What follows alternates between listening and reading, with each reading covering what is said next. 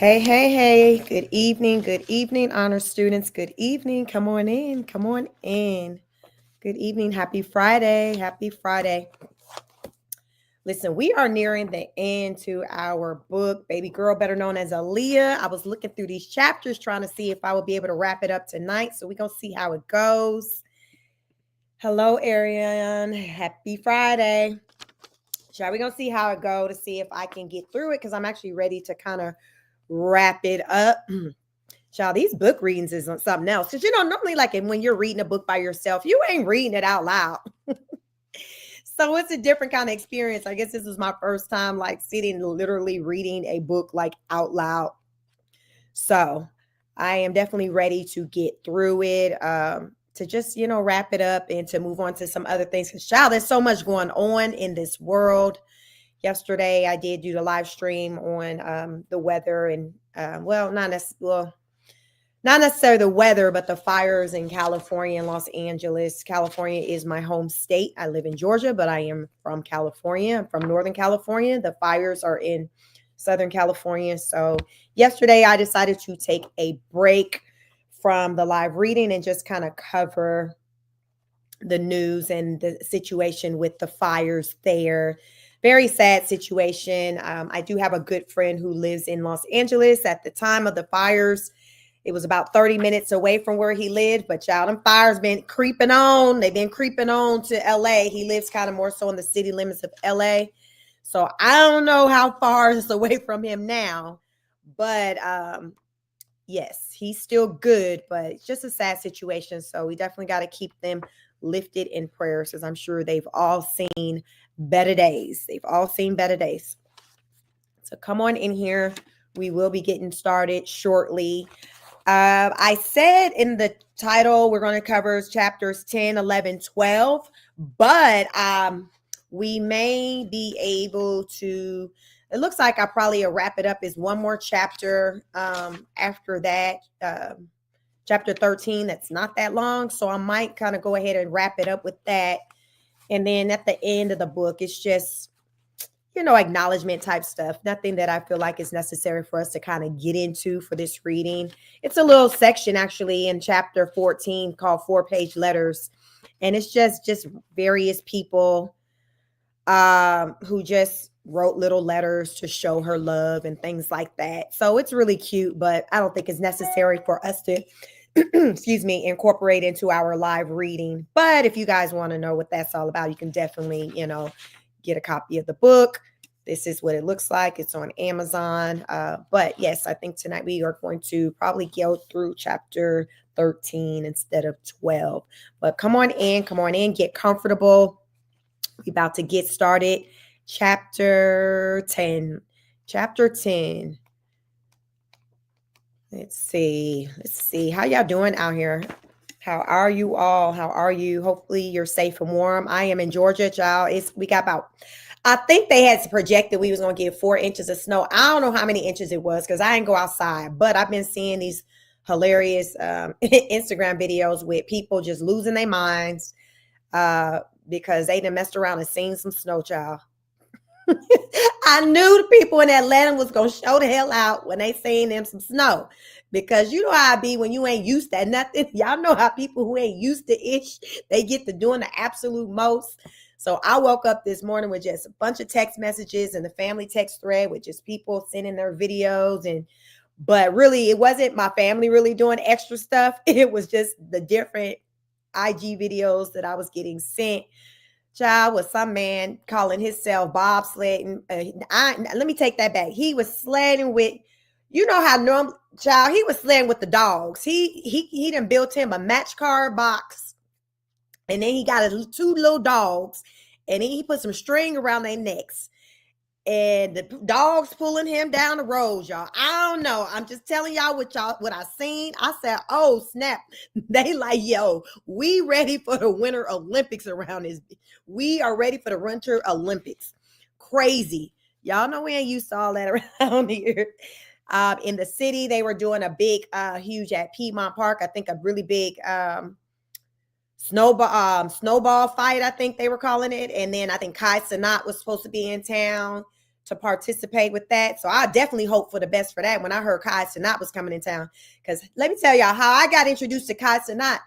He had hosted something in New York about a year or two, child. I think he was calling himself giving away free TVs. Child, that when I say everybody showed up in the middle of New York trying to cop them a TV, then next thing you know, I guess they start coming after him. I don't know. Kai dipped up out of there and went on to the house. I guess when the police showed up, they trying to figure out what the hell going on.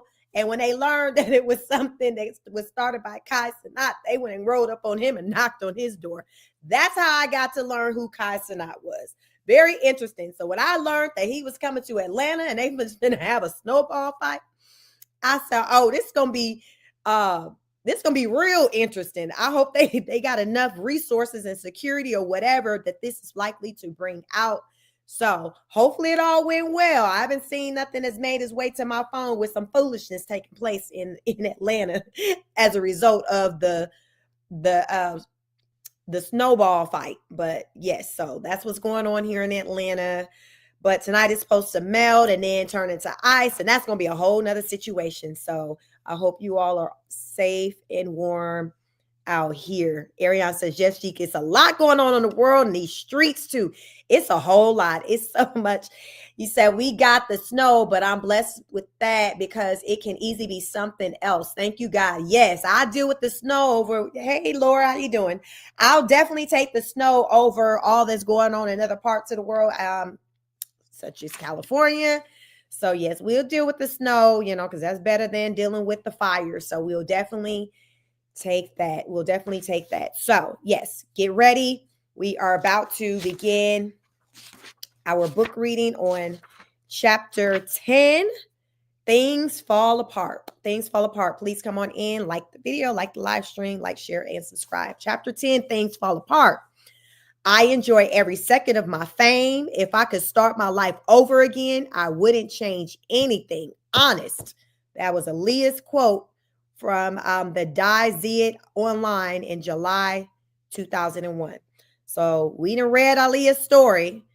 Y'all know her story incorporated R. Kelly. But she is saying that she's happy where her life is at this point in her life. This is as of 2001. And if she had to do it all over again, she would have done everything the same and not change anything. Interesting. Can you say the same thing when you think about just the things you've done in your life? Do you have the same sentiments? Do you feel like, I do everything the same? Or would you be like, you know what? But that part right there, and I wouldn't have done that part. Aaliyah was like, listen, baby, I would have done everything the same. So y'all know what everything incorporates. I mean, that includes R. Kelly and all that went on with that. She said she wouldn't have changed nothing. And she said that was the honest truth. So let's get into this book, chapter 10. So it was right after she turned 22 when Aaliyah started having a series of dreams. They weren't enough to rattle her into agoraphobia and keep her in her room, but they were impactful enough to make her bring them up to a complete stranger. And that wasn't like Aaliyah at all. Through the duration of her career, her mysteriousness was like her handshake. She was vague, probably due to her turbulent beginnings after conducting interviews with this invisible veil in front of her. She was still charming, she was still demure, and she was still sincere. However, she was still guarded. As she grew into her own, her interviews became increasingly more intimate. You started to feel like you were just getting to know her, much like her music. So during her final round of international press, Aaliyah sat in a hotel room in Paris and divulged to a German reporter what she had been feeling for the last month or so. The publication was Die online, and the writer's name was Dagmar. Dagmar Lischau. For 40 minutes on a sofa, Lischau sat in her what many would continue to dissect for decades to come. Aaliyah was reserved at first, but once she let the words out, they just kept flowing. She settled back into the dream she was repeatedly having, along with all of its ebbs and flows. In the dream, it's dark. Aaliyah is being chased and she's scared, but then all of a sudden she takes flight. She describes it as swimming in the air. She feels free and weightless. Nobody can reach me. Nobody can touch me, she continues. Then she starts to talk out of concern for the dream. What does it even mean? Anxiety kicks in as she thinks it means she's becoming jaded and wants to fly away from her career, so to speak. She started to explain to the reporter how she doesn't feel that way, almost trying to convince them both that this wasn't the case. She goes on about her childhood, how the idea that she never got to be a kid was a total fallacy. She felt like a normal little girl with some minor read major modifications. She went on to discuss with the reporter her earliest beginnings on stage with Gladys Knight, preparing for what she felt was her destiny. To be famous, I worked towards this dream hard, very hard. I took singing lessons. I took part in school performances, she admitted. I did everything I could to become a good entertainer because a pretty appearance doesn't make you a star. But fear is one hell of a poison. And coupled with being shy, it can be prison. It can be a prison. I prefer to take refuge in my dreams, she continued. That dreaminess about her followed her from childhood to adulthood. She also admitted she kind of stares off into space when she's around family and friends, thinking of something else beyond what is within reach. Where am I? She hypothetically asked the reporter. No idea. Probably in higher spheres. Sometimes she doesn't even know herself, basically joining us all in the enigma that is Aaliyah. Back to the dream of flying. Aaliyah is in Egypt. She walks the same sand, dusted ground that Cleopatra and the pharaohs once walked. Egypt was one of her travel goals. She wanted to visit there even since she was a child, often burying her head in books about Egypt. When she bought her New York City apartment at 25 Central Park West, she decorated Egyptian iconography. Once she became a star, the goal was to bring her career closer to Egypt. She was aiming for a role as Cleopatra, but settled on almost getting there, playing the Kemet-turned-Egyptian vampire queen, Aksha in Queen of the Damned. Still, she wanted Cleopatra. Aaliyah wanted a lot of things. She wanted to get married, to have a family. The man she would marry would be strong as an Egyptian warrior. She continued, making her dreams yet again come full circle. She also wanted to finally enroll in college, her major, Egyptology. After this interview, which wasn't published until a week after her passing, many surmised that Aaliyah had a premonition. She realized something was going to happen to her. Recurring dreams for nearly a month might make anyone else overly cautious, refusing to step on cracks, walking around ladders, and paying heed to other superstitions. And as Aaliyah went through her dream in detail, it seems as though she started with unease but allowed the story to unfold, and she eventually landed on peacefulness. She discussed the future after that. She mentioned her Dolly Pop clothing and accessory line that she planned with Kadada Jones, which was slated for production the following year. She mentioned more music, more movies. Egypt had to wait because there were other dreams she had to fulfill. But God had other plans. 2 weeks before Aaliyah died, she was happy, really happy. She was headed to the Hamptons by helicopter with her boyfriend of 1 year, Damon Dash. While Aaliyah had previously been loosely involved with Rockefeller business partner Jay-Z, it was Dash who won her heart. The two met through one of Aaliyah's best friends, model Natan Natan Boudreaux. I introduced her to her great love, Damon Dash, Boudreaux told Vogue in 2016. It seems as though Dash and baby girl were perfect for each other. She chipped away at his tough exterior and opened his heart while he created a safe place for her to explore her edgier side. Aaliyah was a lady but knew how to hang with the fellas.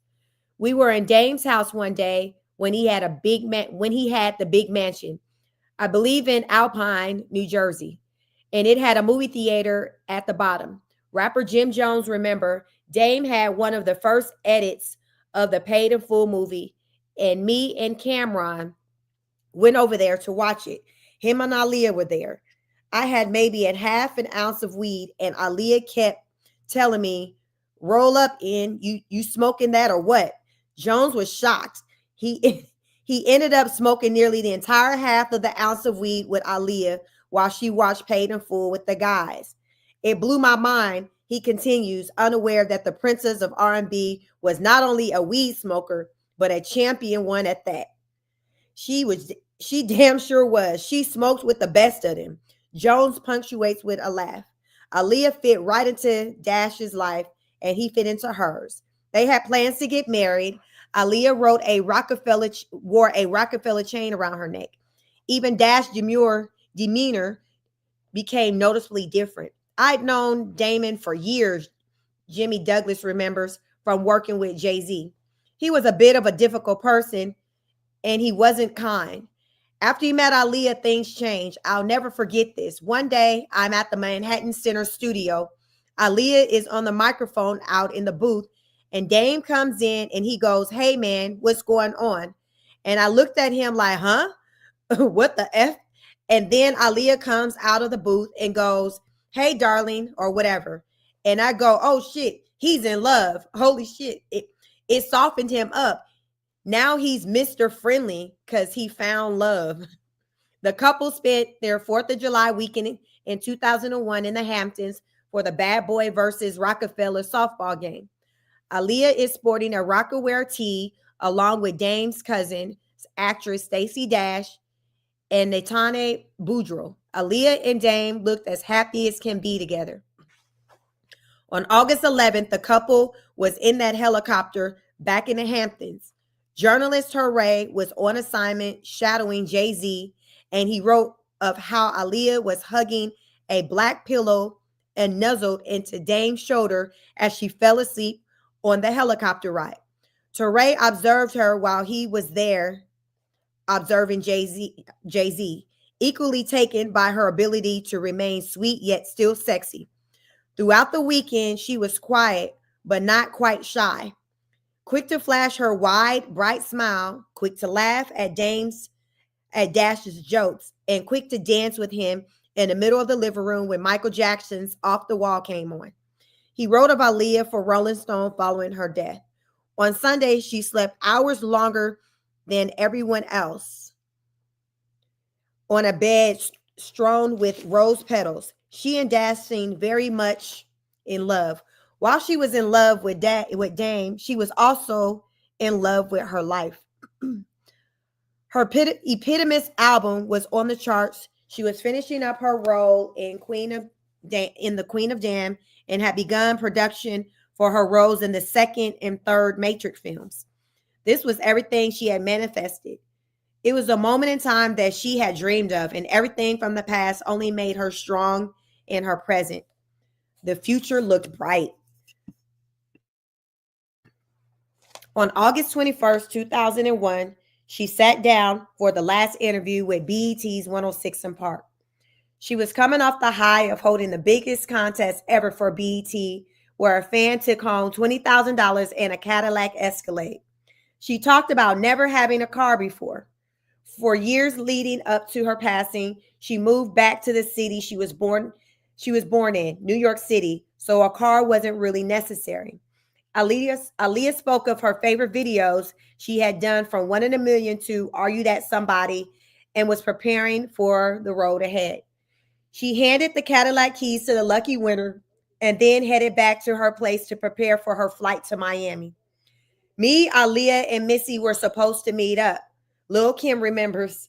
The girls were going to convene at Aaliyah's before she left. Kim was running late, so she called Missy to tell her. So Aaliyah grabs the phone from her and was like, If you don't get your ass here, I have so much to talk to you about. I have so much to tell you. I really need you. I need my sister, Kim continues. But Aaliyah never stressed how much she needed me to be with her until that night. I just couldn't understand it. Kim hurried to get there, but arrived too late. Aaliyah already left for the airport. It effed with my soul because I'd never see her again. Kim adds with remorse. Aaliyah was bound for Miami.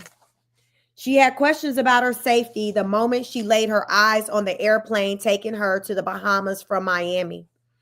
For one, she hated flying, and even further, she hated the idea of boarding a tiny aircraft. She was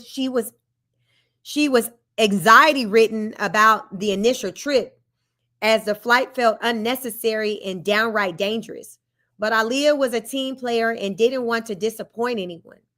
Getting there wasn't a problem. It was returning that proved to be the impossible. There was no chance that if I was there, we would have been on that plane. Damon Dash told The Real in 2016. It would have never happened that way. Both Aaliyah and Dash were in Miami a few days prior, but for different reasons. Aaliyah was shooting some preliminary footage for the music video to her upcoming single, Rock the Boat, while Dash was with Rockefeller Records crew Rockefeller Records crew State Property with his son Damon Boogie Dash II and a few of his nephews. While there, Aaliyah was going to record a song with Rockefeller State Property crew rapper Freeway when plans changed all around. She was going to come back from the Bahamas and then hit the studio. When Aaliyah died in that plane crash, she was on her way to come meet me and Freeway to do the remix for More Than a Woman. Just Blaze confirmed to Fuse in 2012. We got a call saying she just got on a plane. She'll be at the studio in an hour or two. Then 20 minutes later, people are on the radio saying that she died. We didn't believe because we had literally just got off the phone with her people. We got confirmation a few minutes later that it was true. The director for the Rock the Boat music video, Hype Williams, made the call to move the filming over to the Bahamas. Dash had to fly back to New York because he had a court date pending and his son had a football game. He couldn't join Aaliyah on the next leg of her work trip. On his way heading back to New York, he and Aaliyah had an exchange on their Blackberries about her last-minute Bahamas trip. She didn't want to go to the Bahamas. She didn't like the looks of the plane heading there. Dane pleaded with her not to go. She had to. There were enough label issues and contractual obligations happening where Aaliyah knew that this wasn't an instance where she could fold her arms and be defiant. Well, she could have, but that wasn't in her nature. She wanted to keep the peace. This was one of the only times her family hadn't been traveling with her. Her mother was having a medical procedure done and couldn't be present for the shoot. There was no one around to understand the energy around Aaliyah's concerns and effectively advocate that she not board that flight. The Bahamas are a frequent spot for filming, especially for footage that is geared towards creating an out-to-sea effect. Many film directors opt to shoot there. Since certain areas are less crowded, beautiful scenery is within close proximity everywhere, and the cost to shoot is often less expensive. There are also many options for shooting, considering you can hop from island to island in an effort to nail the perfect shot. The Abaco Islands are a collection of small islands that sit within the northern extension of the Bahamas. They are east of South Florida. An air taxi ride from Miami to Great Abaco is an hour and a half.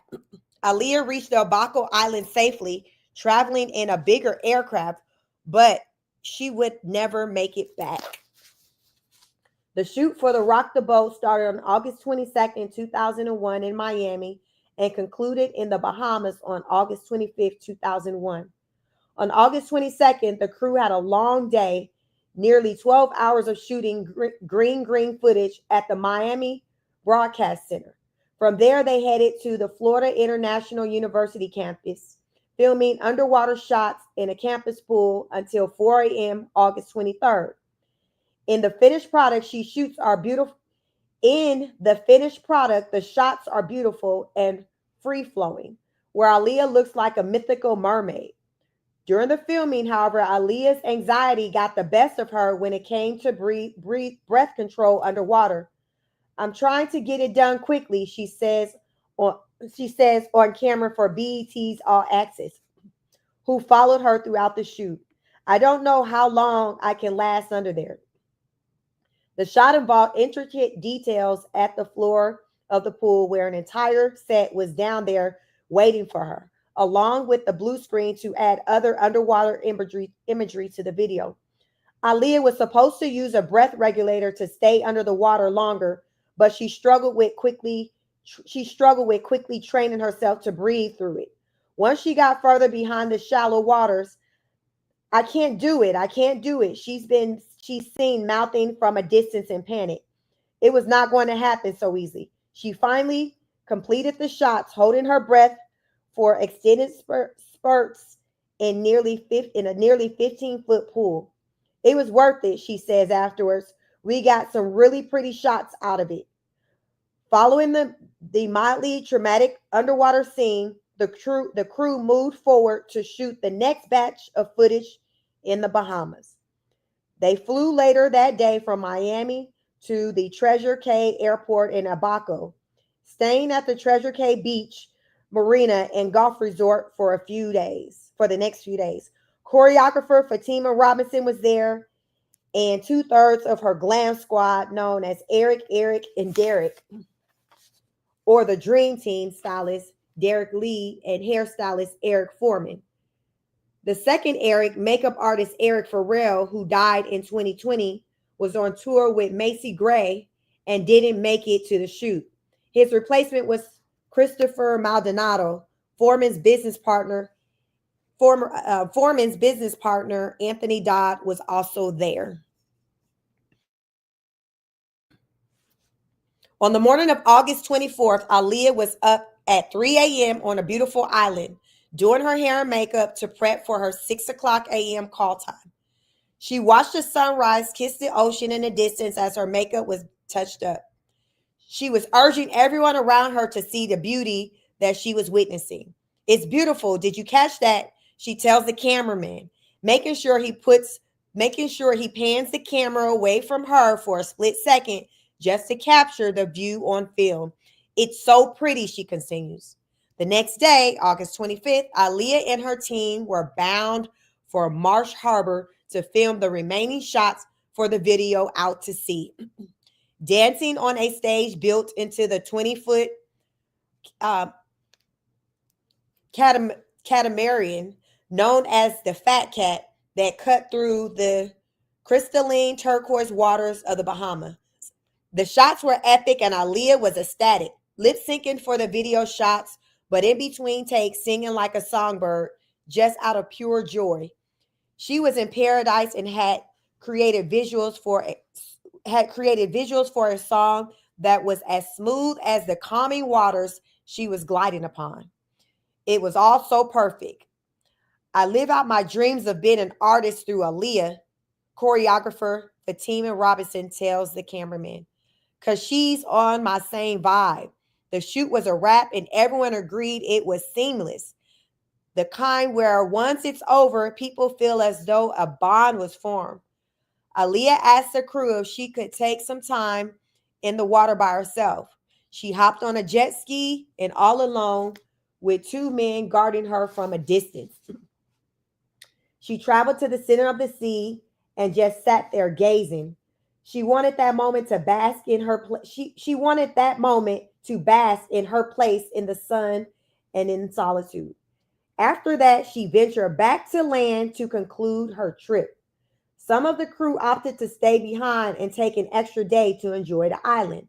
The remaining crew, Aaliyah included, decided to head back that late afternoon, flying out this time from the Marsh Harbor Airport. The Abaco Islands are small and tight-knit, but tourism is definitely a real stream of income. A young man named Kingsley Russell was part of the family's business where his mother worked at the airport and his father and stepmother had a taxi and hospitality business. His auntie also drove taxis and worked in hospitality. Kingsley was only 13 at the time, but when a celebrity landed in Nabaco and used his family's business, he would be the luggage carrier because that meant he would get the best tips. Kingsley auntie Annie Russell was the person who picked up Aaliyah at the airport when she first arrived. While waiting in the taxi line, Annie conversed with a member of Instinct Productions and the two got along. She was then brought on to secure drivers and equipment handlers for the duration of the trip, while also assisting in scouting spots for rehearsals and filming. Annie spoke with South Florida's Sun Sentinel a week after Aaliyah's passing about the experience. She had money, but it didn't spoil her, Annie remarked. She acted as if she knew you for a long time. She was a nice person. Kinsley's stepmother, Louise McIntosh, was one of Aaliyah's taxi drivers throughout her Bahamian trip. She even cooked conch stew for Aaliyah on request when Aaliyah first arrived at the airport, or when Aaliyah first arrived at the resort. Kingsley was there to grab the luggage.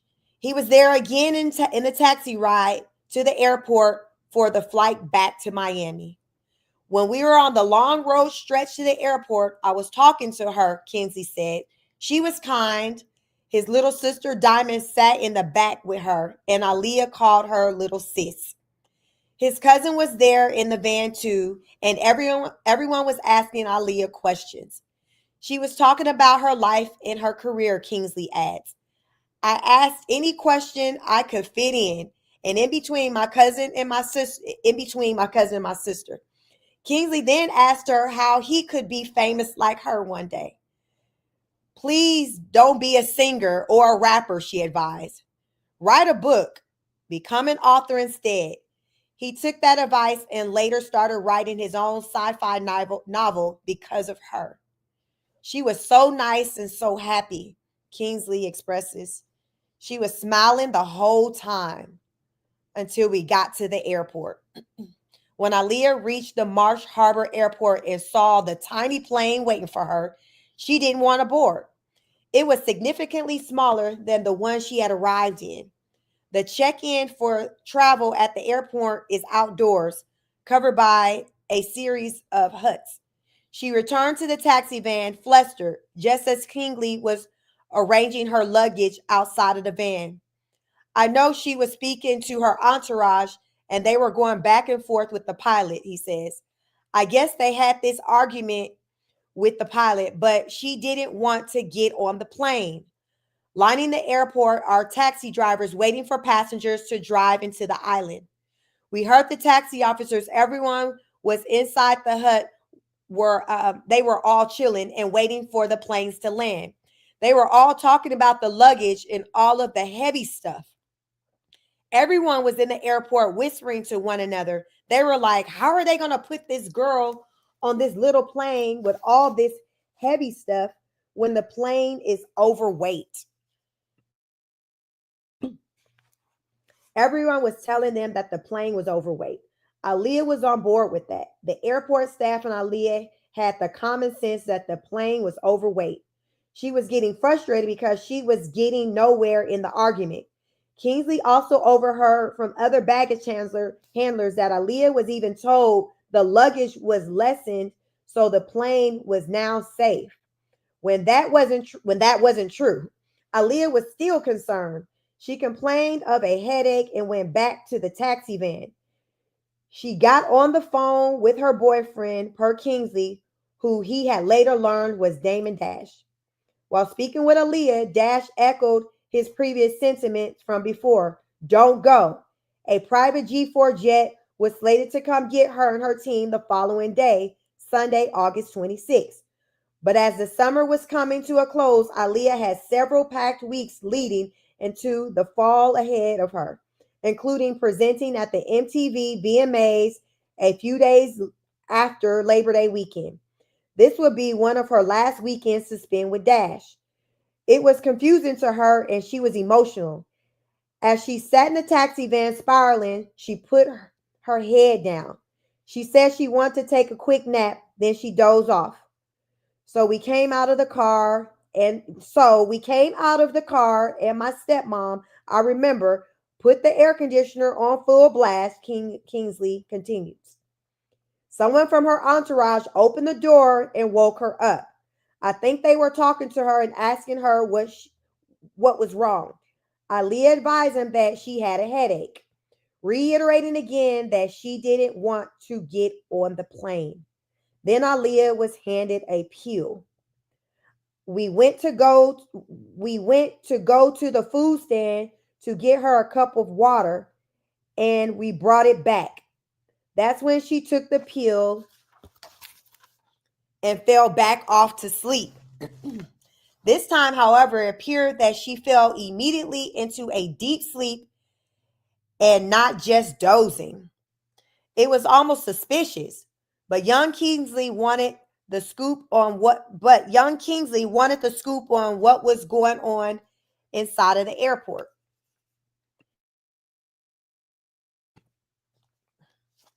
Me and my cousin went back to the airport because we wanted to finish hearing the stuff that was going on, he continues. People were bickering, demanding that the plane get off the ground to get her back on time to where she needed to go, and saying how people were going to get fired for slowing down the process. Aaliyah and her team had arrived at the airport around 4 p.m., and there was a lengthy wait for takeoff. They were supposed to be heading for Miami at 4:30, so everyone was growing agitated at the multiple delays. Despite the glaring safety violations, there are varying reports of arguments between Aaliyah, her entourage, and the pilot overheard by baggage handlers at the airport. The Abaco Island local paper, the Albaconian, reported on September 1st, 2001. They all attempted to board the plane after nearly 2 hours of waiting when the pilot allegedly again advised that there was too much cargo and too many passengers. By this point, emotions were high, and the team outside of Aaliyah grew adamant to board, even when the baggage handlers also pointed out that there was far too much cargo for the plane to fly safely. Then the argument abruptly ended. The pilot ultimately agreed to continue forward with the flight. They just started loading all of the stuff onto the plane, Kingsley said. Meanwhile, Aaliyah was still knocked out, unaware of what was going on. They took her out of the van. She didn't even know she was getting aborted. Oh, snap.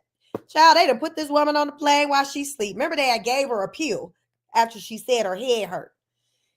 This young boy, Kingsley, he was 13 at the time, you all. He said they took her out the van. She didn't even know she was getting boarded on the plane. Ain't that some mess? Kingsley reveals she went on the airplane asleep.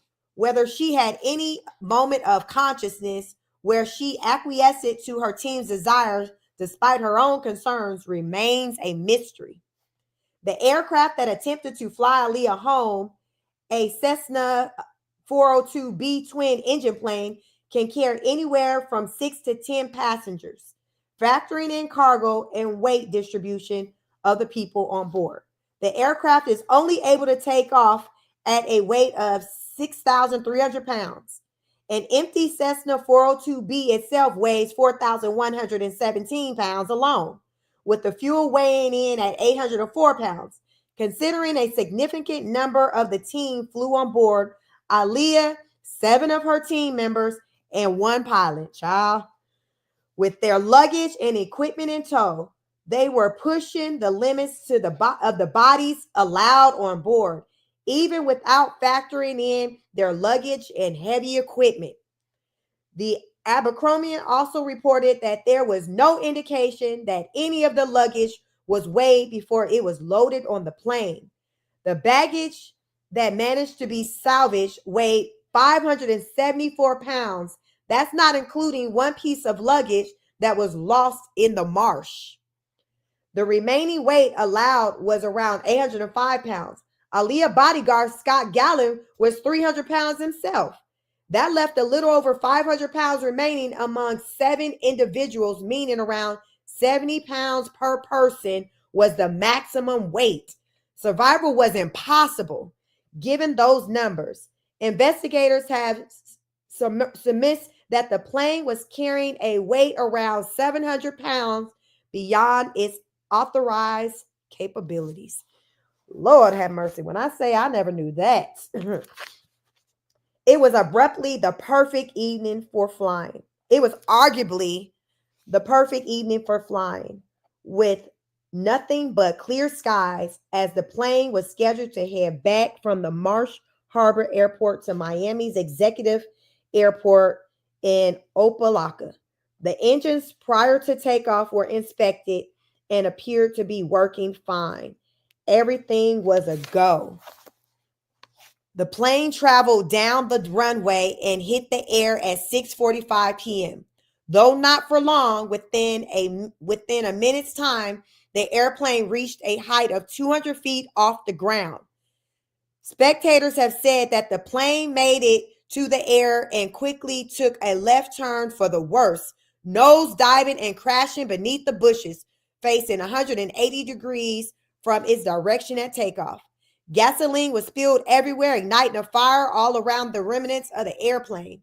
One of the engines, the right one, appeared to be in flames while the plane was still in the air. Kingsley and his cousin didn't see the crash, but they heard it, and they were sitting and eating in the airport. He saw people running with fire extinguishers to head to the site, and that's when he learned of the crash. He was told to never speak of the incident. So keeping that in mind, this young boy said his memory was that Aaliyah was still asleep when they put on this plane. So if it went down the way they're saying, it's likely she died in her sleep. She went in her sleep because remember, they gave her a pill. The little boy said that they gave, well, he now a man. He said he was 13 at the time. He said he remembered them giving her a pill and it just like knocked her out. And when they put her on the plane, she was still asleep. So this woman, when she left us, she didn't even know, like, I mean, we didn't say she didn't suffer. I mean, like literally she died in her sleep. Like that's not, she died. Aaliyah died in her sleep. Going off of this story. The plane was left in torn up parts, some pieces still ablaze, others completely disintegrated. Charred seats were ejected from the plane and bodies were flung everywhere, while some were still stuck inside. The pilot was found dead in his cockpit. Aaliyah's bodyguard, Scott Gallen, was found alive. That was the one that said weighed about 300 pounds his own self. They say he was found alive, saying he was thirsty and asking about Aaliyah's well-being. He was her bodyguard since high school. He was also saying that he wanted to see his son. Gallen died around 10 minutes into his flight to Nassau Hospital. One of the other passengers, hairstylist Anthony Dode, was still alive yet badly burned and was successfully transported to a hospital in the Bahamas, Nassau, Princess Margaret Hospital, but he passed away after 3 o'clock on Sunday morning. Another identified passenger was found alive and severely burned, screaming in agony. That person barely survived being transported before passing away shortly thereafter. And almost 20 feet away from the wreck lay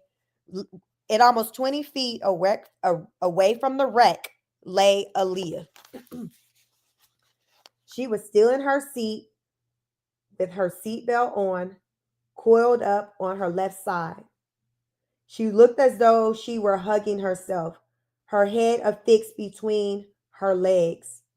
Her hair was burned off from the flames, and she was covered in burns with signs of massive head trauma. Aaliyah had a weak heart, so while the autopsy report confirmed that condition, there was also speculation that she suffered a heart attack during the short flight. Her body was so severely burned and in such a state of shock that her survival would have been unthinkable. An icon was gone at just 22 years old due to the crash of a plane that should have never taken flight. The mortician at Marsh Harbor who was called to collect the bodies and wrap them in fire blankets and body bags, advised that it was terrible to witness. I've been on some gruesome ones. I've been on some gruesome ones, Mortician Ernest Scott told investigative journalist Daniel Hopsicker in 2009. But this one was bad. Bahamian investigators on site initially chalked the crash up to engine failure, despite the dual engines passing inspection prior to takeoff. It was also deduced it deduced that the overloading of the cargo and people on the flight could have contributed to that engine failure. While there were so many moving parts to the crash, and it took years for the pieces to come together, even now, still, there are inconclusive fragments to the story. Yet the end result is still the same. Aaliyah didn't make it home, and neither did the 8 other people on the flight with her. Those on the flight included her bodyguard, Scott Gallen, age 41. Then there was Douglas Kratz, who was the director of the video production at Virgin Records. He was only 28. Gina Smith, who was Aaliyah's product manager at Blackground Entertainment, was only 29. Keith Wallace was 49 and a manager for Blackground. 2 of Aaliyah's hairstylists, Anthony Dodd, 34, and Eric Foreman, 29, died along with makeup stylist Christopher Maldonado, 32. The pilot, Luis Morales III, was 30. And Aaliyah Dana Halton, age 22. So Aaliyah was the youngest one. It seems like that was on the plane. There's some things, especially dismissal about musicians dying in plane crashes. From Buddy Holly and Richie Valens to Patsy Cline, Otis Redding, and Stevie Ray Vaughan, artists who die during this travel are typically headed to do something to continue their art or returning from it. It's not to say that drugs and gun violence and disease aren't devastating ways for a musician or anyone for that matter to die. It's just that these individuals died in the name of doing something they loved, music. Aaliyah was no exception, but knowing how desperately she didn't want to board that plane makes her ultimately death even more hurtful for those she left behind. News of Aaliyah's plane crash broke in the wee hours of the morning on August 26, 2001. So I remember when she died. I remember where I was at, being at work. Like, how many of you all can remember when you learned of Aaliyah's death? Like, can you remember the circumstances, like physically, like your location, how old you were, what were you doing in your life? It was just huge news. So that's why, like, I could, just like 9/11, was that the same year? Just like 9/11, how I can remember being at that same job, learning of information. That was the same job I was at when I learned of Aaliyah's death. Headlines were to point in heavy. Aaliyah singer and actress killed in plane crash, New York Times. Pop star Aaliyah dead in plane crash, ABC News. Aaliyah killed in plane crash, MTV. The news cycle had a way of making it more real with this pointed verbiage. It stabbed. When the news broke, rapper Ludacris was on stage in Anaheim, California for Power 106's Powerhouse Back to School concert, which included him, Ja Rule, Nelly, Outkast, and many others.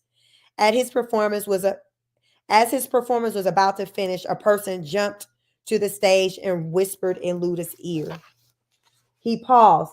"Hold up, this is serious," he said. "We just found out R&B singer Aaliyah was killed in a plane crash." The crowd and Ludacris stood there in shock, but held a moment of silence for her. All the artists backstage were shaken up when they heard the news. Ja Rule was up next to perform, and he got on stage numb and in disbelief. He had just been with her right before she passed, but they didn't get to really connect. "The last time I saw Aaliyah, it was too quick," he now recalls. "We were both doing 106 in Park, and I was rushing to the stage. Someone from my camp was like, 'Yo, Ja Rule, baby girl is here. Holla at her real quick.' And I was like, 'Yo, I'll see her when I get off stage, when I get back.' I didn't get to see her after that. She had to rush to the stage. They were moving us around really quickly, so I didn't get to really see her. It was just as quick as hi. We didn't even get to kick it. And that was the last time I had seen her. It was like, damn, I took for granted that I would, I took for granted that I would see her again. While most reported on her passing from the place of honor and sympathy, one radio DJ did not. Hot 97 morning show, Shock Jock star of Star and Buck Wild announced Aaliyah's death by playing plane crash noises and people screaming in the background. Wow. Morning show co-host Miss Jones stormed out of the studio after he did that. What followed was an onslaught of angry responses from both Hot 97 listeners and artists. Rapper Q-Tip called in to say that the station was losing its support. It was rumored that Jay-Z also threatened to lead a major boycott. Fans of Aaliyah took to the internet posting Star's personal information as well as a major petition to have him removed from the station called No More Star. Veteran journalist Davey D also watched the fans work firsthand. The Star incident has reached such heights that I saw the petition being passed around at the candlelight visual for Aaliyah right here in Oakland, 3,000 miles away. I don't even remember that happening with the radio disrespecting her like that. Y'all let me know if y'all remember that happening with the radio, I guess Star, I guess the DJ played the sounds of a plane crash at the time when he was announcing her death. Okay. Star was ultimately suspended from the station, and while he had played countless tributes to Aaliyah early on the show, one swift act of recklessness negated all of it. The moment spread from coast to coast. The next day, he apologized to the fans along with Damon Dash. It was a heartless joke to chase, but the way Aaliyah's fans mobilized was comparable to a modern day assembly of any fan hives for artists like Beyonce, Taylor Swift, or Nicki Minaj.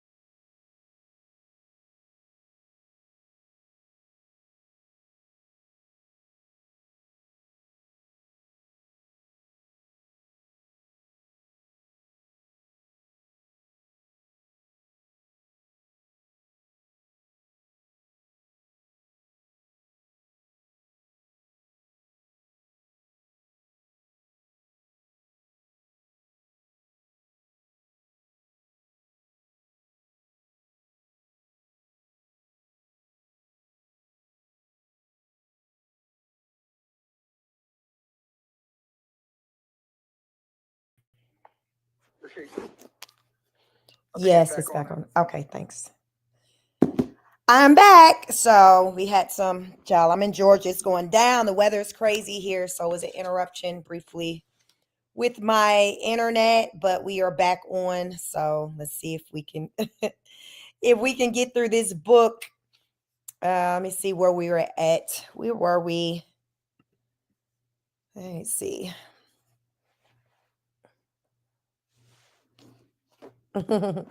No, wasn't y'all. I was reading and talking and everything. The internet just went out. So yeah, we going through some things here in Georgia. We going through some things, y'all. I heard Georgia got more snow than I think they said Wisconsin. So you know you can't tell us nothing, child. We like, oh, we know all about the snow. We got 4 inches. You can't tell us that we can't be in the same conversations with New York. Okay, so let me get back to where I was at. So the guy stars apologizing. He's saying it was a heartless joke to Chase, but what he talk about? The people showed up like they was beehives, Swifties, and the Barbs. Still, despite stars' tasteless moves, many other celebrities and artists still spoke. Artists all spoke of Aaliyah, each with an anecdotal of how she touched their lives. Mariah Carey wrote about how she felt about Aaliyah passing while in the midst of enduring her own well documented emotional setbacks in her 2020 memoir, The Meaning of Mariah Carey. When we got to LA, my anxiety and disorientation was intensified by the tragedy of Aaliyah's sudden and horrific death. Just a few days earlier, she had told the press, I know this business can be difficult and can be stressful. Much love to Mariah Carey. I hope she gets better soon. The entire music industry was rocked by her death, but the R&B and hip hop community was devastated. She was indeed our little princess. There was an outpouring of grief that followed from the music and film industries alike. That Monday, August 27th, MTV VJ John Norris held a news brief on Total Request Live where Timberland called in on the air. He was beside himself and could barely talk. She's like blood, and I lost blood, he said, fighting through tears. Me and her together had this chemistry. I feel like I've lost half of my creativity side. DMX released a statement for MTV to air where he described her as a down-to-earth sister with enough energy to put anyone on a cloud.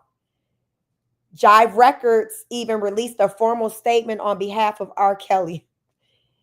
MTV simply and appropriately regarded him on air as a producer of her first album. R. Kelly is deeply saddened by the tragic loss of Aaliyah. His thoughts and prayers are with her family during this time of grief. Puffy was hosting TRL that day and was still grieving to the audience. She's just one of those individuals that will light up a room, Puffy told the audience in Norris.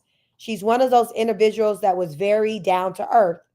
She doesn't really feel like Aaliyah, like a big superstar. She always felt like just a beautiful person, like a special individual that whenever you was around her, she treated everybody the same, whether it was a fan or a person on the street or me.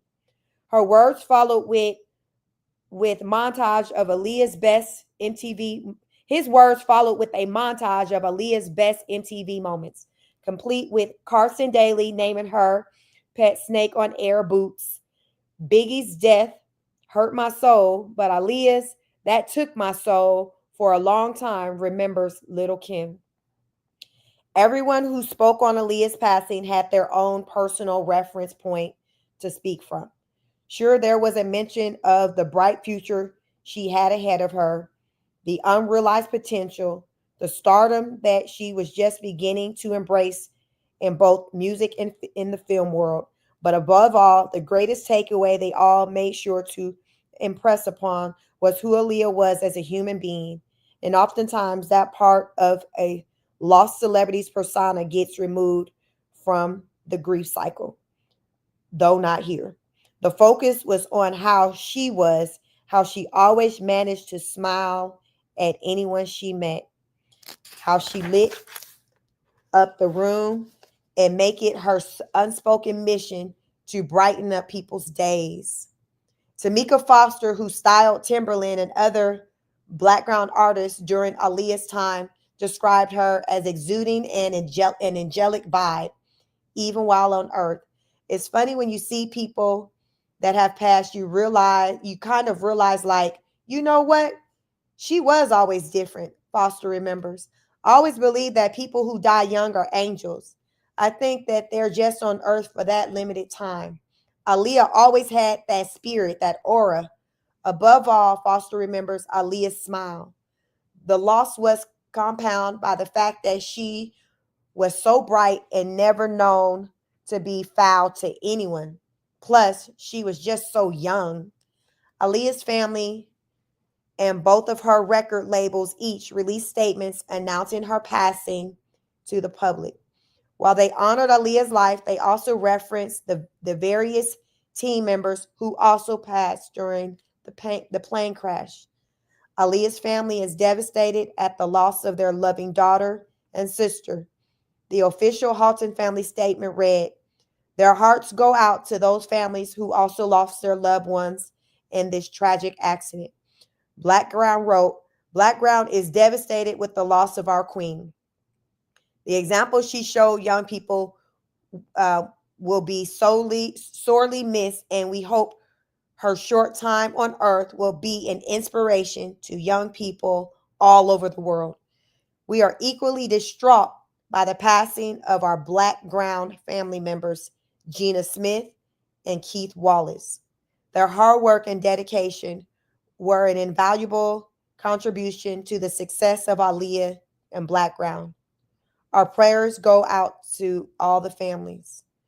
Virgin Records also chimed in with a statement saying, "The worldwide Virgin family is devastated by the news of this terrible and tragic accident, and our hearts and thoughts go out to all of those families who lost loved ones."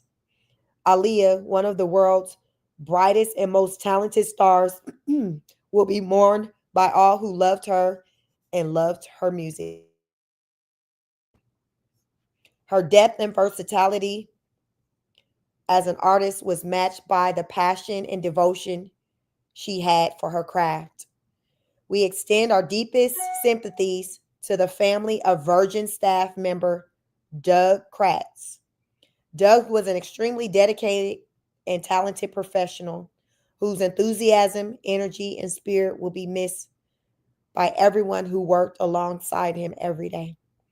On August 31st, 2001, Aaliyah was laid to rest. The funeral took place at Frank E. Campbell Funeral Home, located on Manhattan's Upper East Side. It's known as the funeral home to the stars, where everyone from Notorious B.I.G. to Joan Rivers, prodigy of Mobb Deep, Jacqueline Kennedy Onassis, Robert F. Kennedy, and even Greta Garbo had their respective services held. Hundreds of fans surrounded the funeral home that day to honor baby girl. Celebrities in attendance included Jay-Z, Sean Puffy Combs, Lil Kim, Mike Tyson, Busta Rhymes, and many others. Rashad Halton's eulogy for Aaliyah at her funeral was beautiful and poignant. He spoke about losing his sister, but also the other passengers who were on board the flight. He compared life to the pages of a book where collectively they make up a person's whole journey. Yet it's through the individual chapters where anything can happen, from happiness to sadness, pain, love, all of it. We can reread those pages as our memories. God has decided that Aaliyah's book is done, he said, and now she can sit by his side and enjoy flipping through the pages of her life and finally learn the meaning of the mystery we are all still living here on earth. The two were inseparable. Where you saw Aaliyah, you saw Rashad. They were more than siblings, they were confidants, best friends, And as her brother bravely addressed the congregation, he spoke of the hope that his angel will visit him in many ways throughout his days. Baby girl, I will see your smile in every sunrise and feel the warmth of your touch in its rays. I will remember how your tears cleanse my soul in every raindrop and your kiss like the wind on my face, he continued. When the birds sing, I'll hear your angelic voice resonate through the sky. I'll look at the moon and stars and see the twinkle in your eye. I'll walk the earth knowing that you are everywhere, looking down from heaven, waiting for your big brother to get there. Hold her for me, God. Amen. Aaliyah's mother, Diane, released 22 doves into the air outside of the funeral home. Each dove represented 1 year of Aaliyah's life. Aaliyah's dove tattoo on her lower back in honor of her late grandmother meant even more now since she was joining her in heaven. Aaliyah's casket was brought by a carriage to the St. Ignatius Loyola Roman Catholic Church. The repast was held in Midtown Cipriani, where thousands of fans showed up outside, flooding the streets. Concurrently, fans on the West Coast and Los Angeles held their own memorial under the billboard for Aaliyah's Aaliyah album that sat on Sunset Boulevard. Other pocket cities across the country held their own tiny ceremonies to honor Aaliyah's life, including back home in Detroit, where her high school was filled with flowers, photos, and stuffed animals. Her final resting place is in the mausoleum at the Ferncliff Cemetery in Hartsdale, New York. To date, fans still gather every year on both her birthday and the anniversary of her passing to remember a life cut short. At the MTV VMAs a week later, the event where Aaliyah was scheduled to appear, a short memorial took place during the ceremony. Janet Jackson opened, reiterating what Aaliyah said when her grandmother passed away. One day we will be together again. A fan's letter was read, and then Missy, Timberland, and Genuine took to the stage to honor Aaliyah. Genuine called her one in a million, and Timberland advised, your music will always live on through me. Missy, still in shock, said, I love you, Aaliyah, and you're forever missed. Rashad, near tears, closed out the moment. Other artists honored Aaliyah throughout the night, including Usher, who wore an Aaliyah t-shirt to present Destiny Child with the VMA for Best R&B Video. Even though nearly 2 weeks had gone by, everyone was still shaken and so confused as to what had happened. Plane crashes are a semi-frequent occurrence in the stories of superstars, but again, something with Aaliyah's felt even more inconclusive and open-ended. She was later honored at the BET Awards in 2002 alongside Lisa Left Eye Lopez of TLC, who died tragically in a van accident in Honduras on April 25th, 2002. Investigators for the plane crash Investigations for the plane crash continued for years, coupled with various lawsuits that arose in connection to the disaster. With every new dissection of the days, hours, minutes leading up to the crash, new information surfaced that only added to the devastation and confusion. Within days of the crash, it was revealed that the pilot had a criminal record of drug possession in the past. In fact, it was within weeks of his piloting the plane that Luis Morales III brought a plea of no contest in the Broward County, Florida court for 4 felonies, one of which included possession of cocaine. Because there was no guilty plea but an acceptance of sentence, he was sentenced to 3 years probation without conviction. A conviction would have inevitably suspended his pilot's license, though despite the license not yet being revoked under the rules of the Federal Aviation Administration, he was not authorized to pilot the plane. The charter plane company Black Hawk International Airways issues certificates for each flight where a single pilot's name is listed. The certificate for Aaliyah's flight did not list Morales as the authorized pilot. In addition, an autopsy report almost a year later revealed that Morales had cocaine in his urine and alcohol in his stomach when he took the flight. There were a series of misfires in scheduling this trip altogether that left many bewildered when later putting the pieces together to get a clear picture. To start, the gear, wardrobe, video equipment, and luggage that was flown from Miami to the Bahamas already came with a major warning that there was a weight overload on the flight. In addition, the plane that they were using to deliver the cargo was far bigger than one they attempted to return the passengers and cargo in. Scheduling the shoot was also done haphazardly. Prior to the Bahamas being chosen as the location for the shoot, Jamaica was also on the short list, along with a different location in the Bahamas outside of Abaco. The clear weather in the forecast led to the hasty decision to move forward with Abaco. Plans weren't even finalized until a week before the shoot was scheduled. Hype Williams Production Company Instinct Productions worked with the Atlantic Flight Group to handle the travel arrangements, which included brokering other flights that would carry the cargo as well as flights for the team and talent. Atlantic was working with a company called Sky Limo to charter their planes and pro freight cargo services to organize their cargo shipments to the Bahamas for the Rock the Boat shoot to continue after Miami footage was filmed. In the midst of the hastiness, there was a reckless desperation to cut corners wherever possible. It became clearer and clearer that none of this should have happened at all, right down to the change in the location for the video shoot, and ultimately right down to the plane taking flight against the aviation guidelines. These people didn't need to die, Eddie Golson, owner of the Pro Freight Cargo Service, told New York Times in 2001. This all could have been avoided if they had just followed the rules. During the process for securing the cargo, Golson wasn't given a clear calculation as to how much cargo would be packed on one flight, and he was coerced into allowing for some overloading, despite regulations. Once the weight of the cargo came in at 15,000 pounds, it was obvious that multiple flights had to be chartered. After delays in the cargo arriving at the correct destination, they were incorrectly scheduled to arrive in North Eutheria, over 100 miles away. Everything eventually reached Treasure Cay and the part of Abaco where they were supposed to be.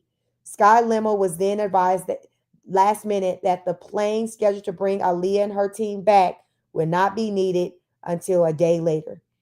The plane Sky Limo had the plane Sky Limo had could safely bring everyone back, and they were planning to do so until plans had changed.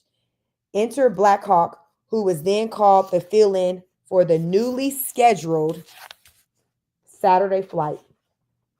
Instinct Productions later alleged that they had no idea who Blackhawk was or who called upon them for the replacement. The owner of Blackhawk, Gilbert Chacon, had a criminal record for fraud, including bankruptcy fraud, where he was a player in a $400 million insurance scam with another charter company. A company called Skystream was named as the owner of Cessna 402B, with the address of Skystream being listed as Chacon's home address in Pembroke Pines, Florida. Charcon was also known as a reckless pilot and could have possibly originally been listed on the certificate. Morales started working for Blackhawk a few days before the flight. He had very little previous experience, and this flight would be his first and last. An FAA representative later advised that there was no record of his aircraft with its tail number, N8097W, being scheduled to for flights within 10 days of the crash. 3 weeks following Aaliyah's plane crash, the FAA inspector responsible for clearing the flight committed suicide. Wow. After the August 25th crash, Gilbert Chacon vanished. He popped up in September to pay back rent to the airport where he rented space for Blackhawk out of Latana, Florida. He told the airport manager all about the crash, and in the midst of the conversation, made claims that Morales was qualified to fly the plane. When the lawsuits inevitably arrived, Chacon was represented by a Fort Lauderdale attorney named Michael Mullis, who was a former FAA prosecutor known for defending charter companies that had violated rules and even caused more crashes comparable to the ones involved Aaliyah and her team. Bulis died in 2020. The pieces to the puzzle remain scattered. Speculation still arose as to why Black Hawk was even chosen for the rescheduled flight and who made that call, considering another company had already been chosen to take the team home. The belief they landed on was that Black Hawk was less expensive, so in an effort to cut costs, someone went with a cheap, disreputable company, which ended the lives of 9 individuals. The real precious cargo on the flight. Fighting to jam pack people and luggage into a smaller and cheaper plane was a move that resulted in a catastrophe. Virgin Records was taken to task for cutting those costs when it involved safety. Yet again, no one knows who made that final call. This wasn't the last time there would be money related issues with Virgin attached to the disaster. A mortuary located in Nassau Butler's funeral home and crematorium was hired to prepare Aaliyah's body as well as those of the other passengers to be sent back to the States rather quickly. Virgin Records executives Ken and Nancy Berry requested that due to Aaliyah's celebrity status, her preparation be prioritized. Within 3 days of her death, her body was already prepared and flown on a private jet back to New York. The cost to prepare Aaliyah and the rest of the bodies was in excess of $68,000. It was a verbal deal, but a deal nonetheless. Weeks had gone by and no payments were made. Then Mariah Carey's film Glitter was released in September and was a box office failure. Virgin Records took a financial hit and both Ken and Nancy Berry were cut from the label. The label then decided that since neither Ken or Nancy was still working at the label, Virgin was no longer responsible for the incredibly costly funeral home bill. The Haltons, as well as the families of the other fallen passengers, all claimed that the financial responsibility was supposed to fall on the label as agreed upon. The label denied that responsibility, perhaps in an added effort to recoup from Glitter in the most dishonorable way possible. After a year, the funeral home was still fighting for payments. It was R&B singer Maxwell who reportedly paid for Aaliyah's funeral. In November 2001, a criminal investigation was begun by the U.S. Department of Transportation where records were taken from the Blackhawks office as well as from the home of Chacon, his home address being listed as the same location as Skystream's office. In 2002, the Hawkins family filed a multi defendant lawsuit for wrongful death and negligence. The family named everyone from the Instinct Productions to Hype Williams, Gilbert Chacon, Blackhawk, Skystream, Atlantic Flight Group, and Virgin Records, among others. The only company not named was Blackground. Other suits following involving Scott Galen's family, as well as Anthony Dodds and Eric Foreman's. The attorneys in the later suits described the charter company as fly by night and said Virgin Records put profits over people. He posed a question: do you think that type of transportation would have been provided for Madonna? Other artists even spoke out about the nature of the crash, speculating that Aaliyah's team was particularly responsible. Singer Mary J. Blige was very vocal about her speculations surrounding the crash. I don't even know what to say, she told 106 in Park years later. I just know that this was a murder. She went on to specify that it was a spiritual murder, saying, I could go deeper. For a lot of people, I would really have to bring proof. She also expressed to Oprah for the Oprah magazine in 2006 her suspicions about whom Aaliyah surrounded herself with and related to the fogginess. She was surrounded by people who weren't telling her the real deal, Blige advised. We weren't close friends, but I talked with her a couple of times. I very well could have been the woman on that plane. It had many it had many questioning their own mortality, but also the notion that a simple switch involving luggage could have ensured that everyone would have survived. In essence, Aaliyah would still be here. Aaliyah's wrongful death suit lasted for years in conjunction with the criminal investigation. In September 2003, the Haltons family settled their lawsuit with Shaycon Blackhawk and Skystream for an undisclosed amount. They also agreed on both sides to keep the details of the settlement completely confidential. By November, a coroner's inquest was opened where the devastating details of how Aaliyah died were revealed by the coroner, Dr. Giovanni Raju. Within 2 months of the Haltons' law settling, Blackground Entertainment opened their own wrongful death lawsuit against Instinct Productions. The suit goes into detail stating that the relationship between Blackground and Instinct was long, close, trusting, and professional, and that Blackground had faith that they would keep Aaliyah safe. The complaint was amended to reflect that there was a breach of contract on Instinct's behalf where neither Aaliyah nor Blackground failed on their part of the agreement and that there was no misconduct. However, there was on Instinct's end, as part of their agreement involves transporting Aaliyah safely, and accordingly, Blackground also highlighted the damages. The highlighted let's see, highlighted the damages faced following Aaliyah's death.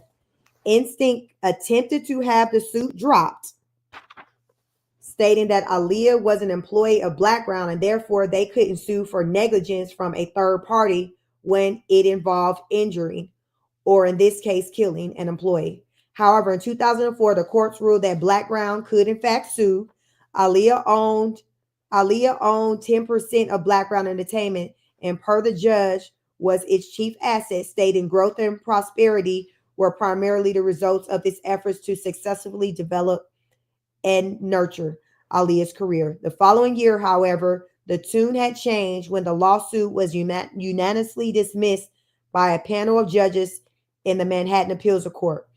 The concept that a person is a property asset of another, of course, abhorrent to modern day thinking, wrote the judges in the dismissal. Courts almost universally rejected the antiquated propriety view of the master servant relationship. In the state of New York, only the next of kin can sue for wrongful death. And since Aaliyah's family had reached their settlement back in 2003, Blackground jumping into sue for their own damages was nothing short of frivolous. There really is no adequate settlement to this case. A tiny plane was overloaded, operated by an unauthorized, inexperienced pilot with cocaine and alcohol in the system, hired by a charter company known for countless ills within the aviation industry. Despite the planes taking flight on a clear day, the crash was a perfect storm. What remains a mystery is what was the pill that Aaliyah was given to keep her unconscious when she boarded. Was she drugged? There were rumors that the short-lived survivors on the flight mentioned Aaliyah was asleep at takeoff. Could that deep sleep have been achieved synthetically, or was she really just tired with a headache from fighting to not board the plane and that she inevitably boarded? Again, what was the pill? It could have just been an aspirin, but it could have been more. But as Kinsley Russell remarked, the goal was to find a way to get Aaliyah onto the plane when she actively did not want to board it. Many have later speculated that it was her Uncle Barry who orchestrated this whole catastrophe. After all, she was getting bigger than Blackground and might one day leave the label. Hankerson's track record for violence and only added fuel to the fire. In 2007, Hankerson was sued for stalking his ex-girlfriend, Kim Dang, including buying and renaming their hair salon where she worked, spreading a rumor online that she had AIDS, and blowing up her car in front of her home.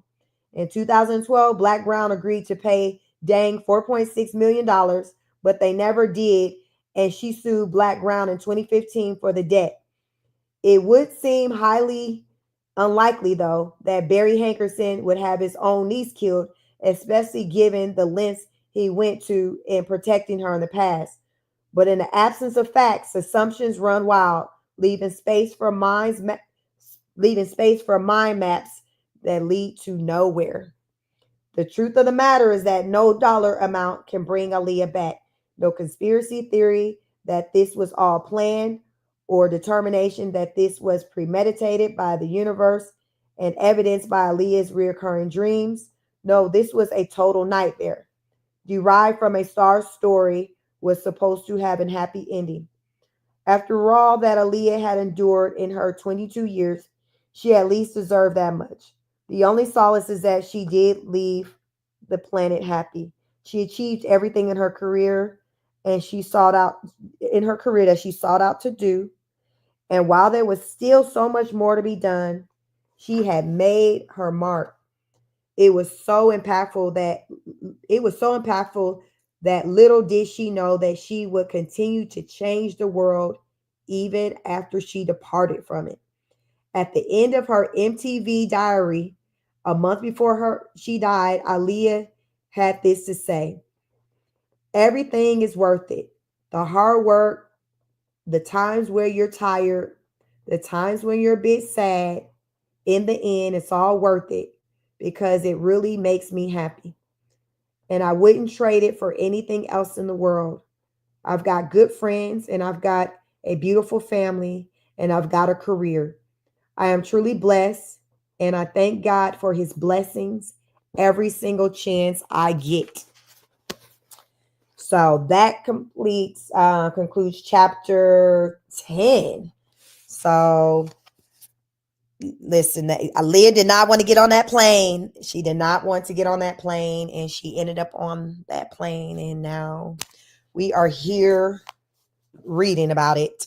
So sad, so sad. It's just unfortunate she didn't have anyone close to her, like close family members there to advocate for her, because it just seemed like everyone that was surrounding her were just kind of employees, like glam squad, like no one, like no brother, no mama, no daddy, no uncle, no boyfriend. She was just she didn't have an advocate for her. She did not have an advocate for her. So it's very, very, very sad and unfortunate. Some people believe that, everyone has their, what is that, predetermined date, exit date. I don't know. I've heard stories over the years where people feeling that she was intentionally got up on out of here. I will say over the years, I've kind of fallen into, with believing that. To me, that makes more sense because it was just obvious that this was not the move for her, but it was almost like it was like this forced thing for her to get on that plane. Like she had to get on that plane. And the question was always why. But I will say from reading this book, the story I would hear, and you all can let me know when you learned of her death, the story I would hear is that she received a phone call or something that had her to rush back home. Like someone placed a call and said something to her, and it was like she just was like, whatever, I need to get back home. But as what we're learning from this book, they're like, no, Aaliyah didn't want to get on. She didn't want to get on the plane, but she somehow managed to get on that plane. But that's just not the narrative, I guess, that I've heard over the years. So nonetheless, like it was evident that she didn't want to get on that plane. And somebody gave her something that that put her to sleep, and they led her to that plane. Now the question is, when she woke up, was she on that plane or was she still out of it when the plane went down? I hope she was still out of it and asleep when it down. I mean, I don't know, to me, for my soul, it just sounds better that she would sleep when it went down versus her. Can y'all imagine though, you ain't wanting to do nothing, something. So let's just say get on the plane. You like, I don't want to. You take something, you go to sleep, you wake up and you on that plane, or you're in this situation that you recall saying you did not want to be a part of. I can just only imagine how that may feel. Like what the, because you already knew you didn't want to be in that situation. And it's like you open your eyes and you're in that very situation. So that's why I say I hope that she didn't open her eyes and seen she was on that damn plane. They said, with autopsy, something like her having a heart attack. Y'all think she had a heart attack when she woke up and seen she was on that plane? Because based off of the description of that plane and the all the reasons why it didn't seem safe to get on that plane. And then you wake up and you on that plane, that's enough to probably give anybody a heart attack. Because you're like, oh, hell no, didn't I say I didn't want to get on this plane? What are we doing? Next thing you know, plane going down. I'll be damned. So more of the story of like what I'm learning from this is that you always go with your first instinct, your gut, which is what Aaliyah was doing. Aaliyah did not, going off of this story, she did not willingly just go against her gut and just walk on that plane. She was sitting in the taxi, just relaxing, because she knew she didn't want to get on that plane. But still, in all, her gut was right. Her gut was telling her, this ain't the move, this ain't the move, this ain't the move. But somehow, against her will, she was led to get on this plane, according to this story that we're reading right now. Very, very sad. So everyone, go with your gut feeling. Go with your gut feeling. But yes, it's Ariane, yes, it's very sad. This was a very sad chapter because I learned a lot of intricate details about that day that I never heard. Like I said, over the years, there was all these speculations of what happened, or people being tight-lipped, or us feeling like somebody just wanted to remove her. But I felt like with this chapter, it gave some answers, and to me, it made sense with everything that it was saying. It was like, okay, so that's how she got there. Okay. Like, it made sense. The part that I'm stuck at is her taking something and it making her go to sleep. And then she was still kind of out of it when she was led to get on that plane. Basically, she didn't willingly just walk on that plane. Like, she was placed. Somebody probably picked her up and carried her because she was a little thing. She was like physically placed on that plane. So sad. So we are going to move on to chapter 11, Life After Death. Welcome you all. Please like the video, like, share, and subscribe. Like the video. We are nearing the end of this book. I'd like to get through it tonight if possible. So we'll see how it goes. I know this next chapter, I don't think it's very long, which is good for me. But we'll see. We'll see. So let's get it. Chapter 11, Life After Death. I want to be seen as an entertainer when I'm dead and gone. I want my name to be uttered among the legends.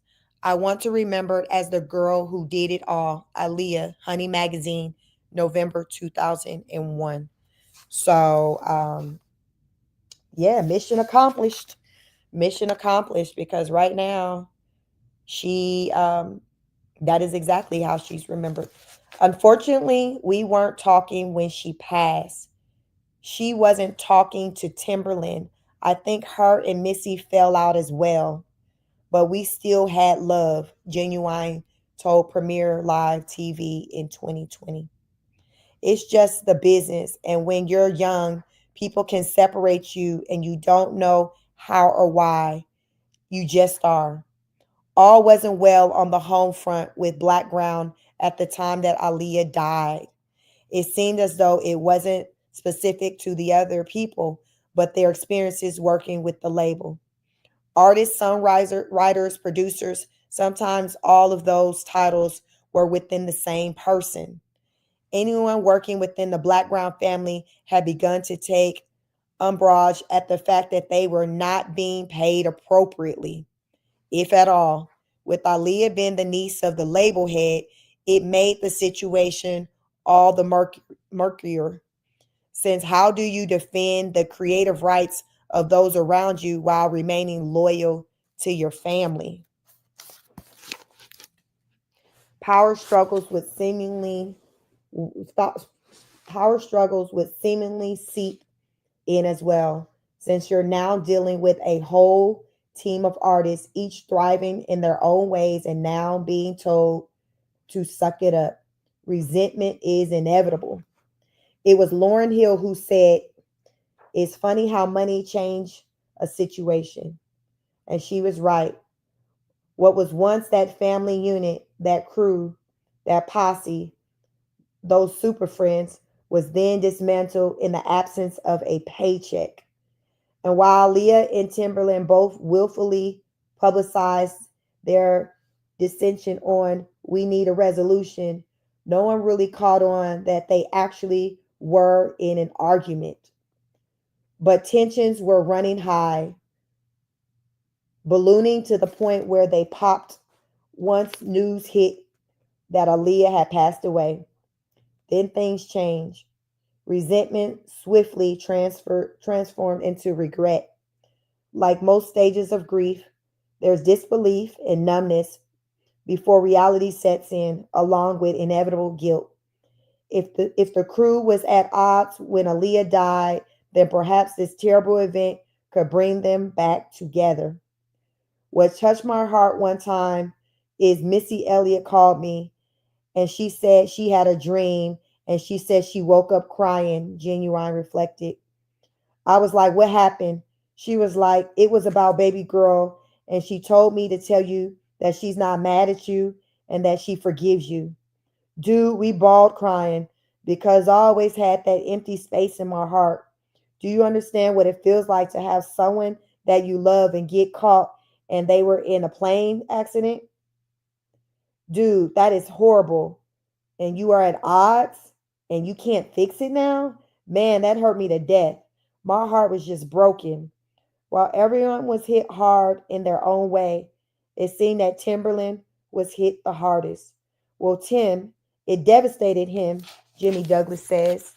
He kind of lost it all for a while. He kind of lost it for a while. He kind of just removed himself for a minute. Of course, he and Missy were devastated.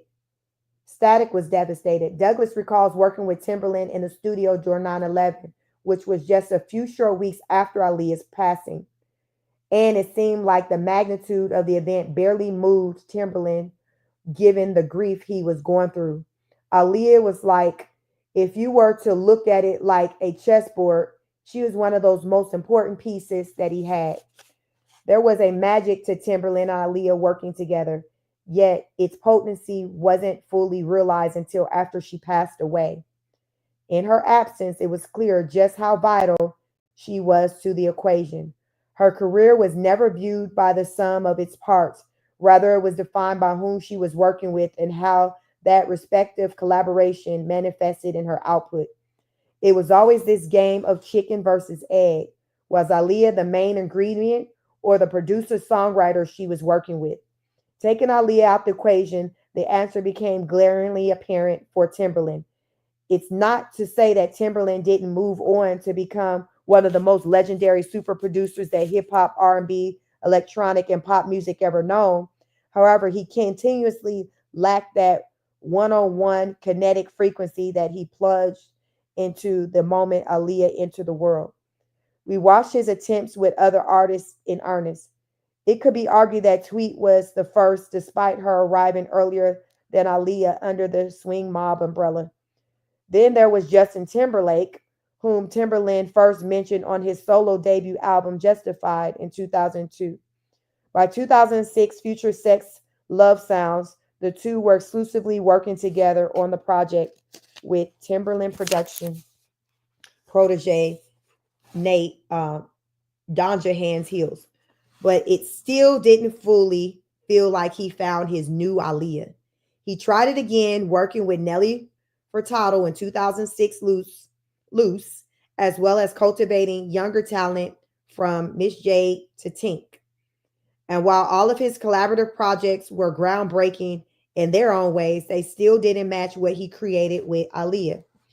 Timberland fell into a deep depression for nearly a decade, fueled by the loss of his muse, but also the loss of who many have surmised to be the woman he was truly in love with and lost while they were at odds. He expressed the depths of his grief on the song Hold On with Magoo featuring Wyclef off 2003's Under Construction Part 2, where he discusses his pain. I go through a lot since my baby girl's not here, he says on the track as Wyclef urges him to hold on. I'm wondering at this time, is Timberland still married to his wife? Because with the way he grieving, and y'all remember, I think on the last reading, we kind of looked up like his wife. Someone let me know in the chat. Is Timberland still married to that woman he said he knew when he met her that he was going to marry her, that she was going to be his wife because she looked like Aaliyah, which she does when you look at the pictures. So he grieving real hard going through it. Child, this man depressed. She the one that got away. Do he still got a wife while he going through all this? I just want to know that. Somebody let me know in the comments, please. Missy also mourned through her music. On her 2002 album, Under Construction, she is joined by TLC as they both grieve their respective losses. Aaliyah and Left Eye on the song, Can You Hear Me? The song opens with a voicemail from Aaliyah's mother, Diane, about where Missy can send flowers, as Missy later sings about checking in on Aaliyah's family. Aaliyah, can you hear me? She sings on the track. I hope that you're proud of me. Static Major recorded an unreleased song called Aaliyah Aaliyah featuring vocals from Aaliyah herself, but the song was pulled from the internet. On it, he sings, Aaliyah Aaliyah said, I miss you, baby. It ain't the same without you, Aaliyah. The devastation was layered, especially as more content was rolled out that Aaliyah had been preparing prior to her death. On February 22nd, 2002, Queen of the Damned was at long last released into the theaters in the U.S. 6 months after Aaliyah's death.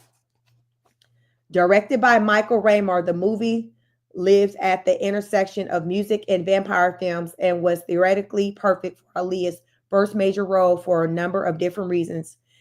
There's, of course, the plot line loosely based on Anne Rice's Vampire Chronicles series. It borrows pieces of her novel, The Vampire Lestat, in the course of The Queen of the Damned. The vampire Lestat, played by Stuart Townsend, is asleep for years and years before suddenly being woke by the loud guitars of a rock band. He then goes on to become the band's lead singer, writing songs that are drenched in darkness but almost leave breadcrumbs of clues as to who he really is. And then there's Akasha, played by Aaliyah. In vampiric history, Akasha is the first vampire ever to be born. She's from Uruk, which in modern times is now Iraq, and her husband was Enkidu, the king of Kemet. Kemet eventually became Egypt. In the film, Akasha was also asleep in the same way Lestat was awoken, so was she, only it was Lestat's music that woke her up. Considering Akasha became queen of what was later known as Egypt, there was a connection for Aaliyah that she was drawn to, giving her aforementioned Egyptian fascination. That and the musical theme that is threaded throughout the movie is another tie that made the film make so much sense for her. The underlying hard rock theme was new territory, and she doesn't even appear on the soundtrack. But songs like I Can Be off the Red album and her growing love of motorcycles and leather also, in a way, pulled this all together. The film received lukewarm reviews, but was met with decent box office success given the budget to make it. Queen of the Damned carried $33 million budget and with nearly 45.5 million in box office sales, around 30.33 million domestically and 15.1 million internationally. Many vampire films held it to the standard of the 1994's Interview with the Vampire, which was a box office smash, taking in 223.7 million in combined box office sales. It was one of the major breakout roles for Tom Cruise, and many had hoped the same would happen for Aaliyah. There was room to accomplish that, but her time on screen was limited. Aaliyah had technically finished the film, though her scenes were more minimal than anticipated. In fact, she doesn't even appear until much later in the film, and again, her time is brief. Her brother Rashad had to go back in after her passing to speak over some lines for some scenes. Akasha spoke in a thick Egyptian accent, and at times Aaliyah was difficult to understand. Since Rashad had a similar sounding voice, he was able to repeat the lines, and their two voices were merged together. Wow. Technology. Critics' reviews about Aaliyah's portrayal of Akasha reflected what many already knew, that she would have made a perfect Hollywood starlet in her ability to become the role. In her first scene in The Queen of Damn, Akasha enters the nightclub called the Admiral's Arms and annihilates everyone in her path. Her entry, the way she slithered through the room, was one of the most anticipated scenes in the entire film, enhanced by the unfortunate circumstances that happened months before. The magic, however, that Aaliyah revealed in that character was something to behold. She knew how to elegantly combine being a horrific queen vampire with still remaining sexy. While Akasha is supposed to be this dominating, intoxicating force, having Aaliyah in the role only made that magnetism greater. She was spot on perfect as the Queen of the Damned. One film blogger wrote in 2002 for Ain't It Cool News, as the blogger had never even heard of Aaliyah until the film. Her initial scene in which Akasha enters a vampire bar and kills everyone in her path was visually stunning and drew raucous applause. She clearly cared a great deal about doing a good job with the role, and it shows. She seems to move in slow motion, cat-like. She is mysterious, electric. Robert Gonsalves from efilmcritic.com wrote, "Whatever life there is to the movie is what she brings to it. She has star presence, and her eagerness to play a glamorous villain in a big budget horror movie gives her scenes a lift the film sorely needs." Andrew Manning, the Radio Free Entertainment, agreed, writing, Aaliyah steals the show as a villainous vampiric vixen in an otherwise ludicrous waste of a story. Aaliyah was regarded as the best part of the movie, just like with Romeo Must Die, only here it was a greater shift from the world she'd known.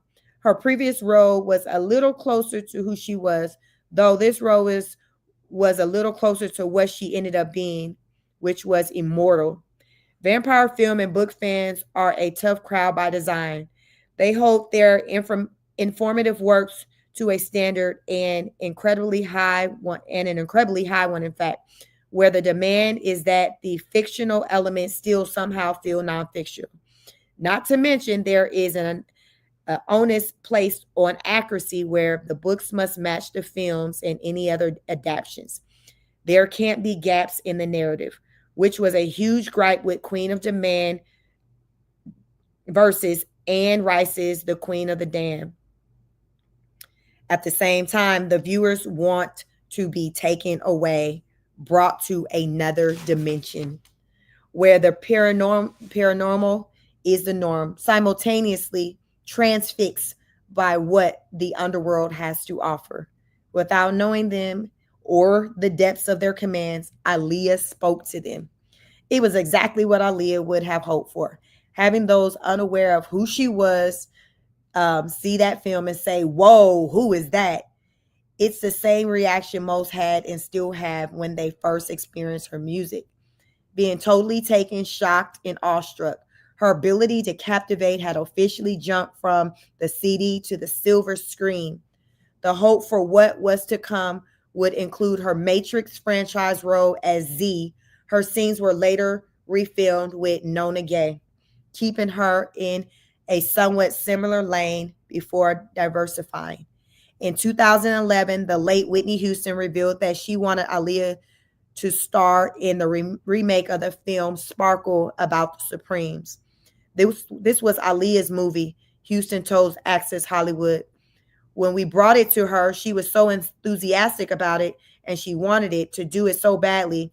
She was our Sparkle. Her passing caused Houston to shelve the project. Unfortunately, it just didn't go that way, Houston added. I put it down. I said, my Sparkle has gone to a better place. Then we just left it alone. The film eventually was released in 2012 starring Jordan Sparks. There were so many more films for Aaliyah to appear in, so many more characters for her to portray. The real tragedy is that for those who experienced Aaliyah for the first time through Queen of the Dam, it was inevitably their last. Fans new and old started demanding more, as everyone knew full and well that there was plenty of extra music that could be released in the wake of her passing. The hum on the streets was, "Where was it all?" Much like Tupac Shakur, Aaliyah was a studio fixture, constantly cutting tracks, which at this point would be cherished by her fans, even if they were the roughest of demons. To state fans, the "I Care for You" compilation album was released on December 10th, 2002. The project featured most of Aaliyah's hits, spanning from "Age Ain't Nothing But a Number," tracks like "Back and Forth," all the way through her soundtrack work, songs like "All I Need," "Come Over" with Tank as a guest feature, and Aaliyah's digital bonus track, Erica Kane, were added for good measure, as well as "Miss You" and some behind the scenes footage and digital extras.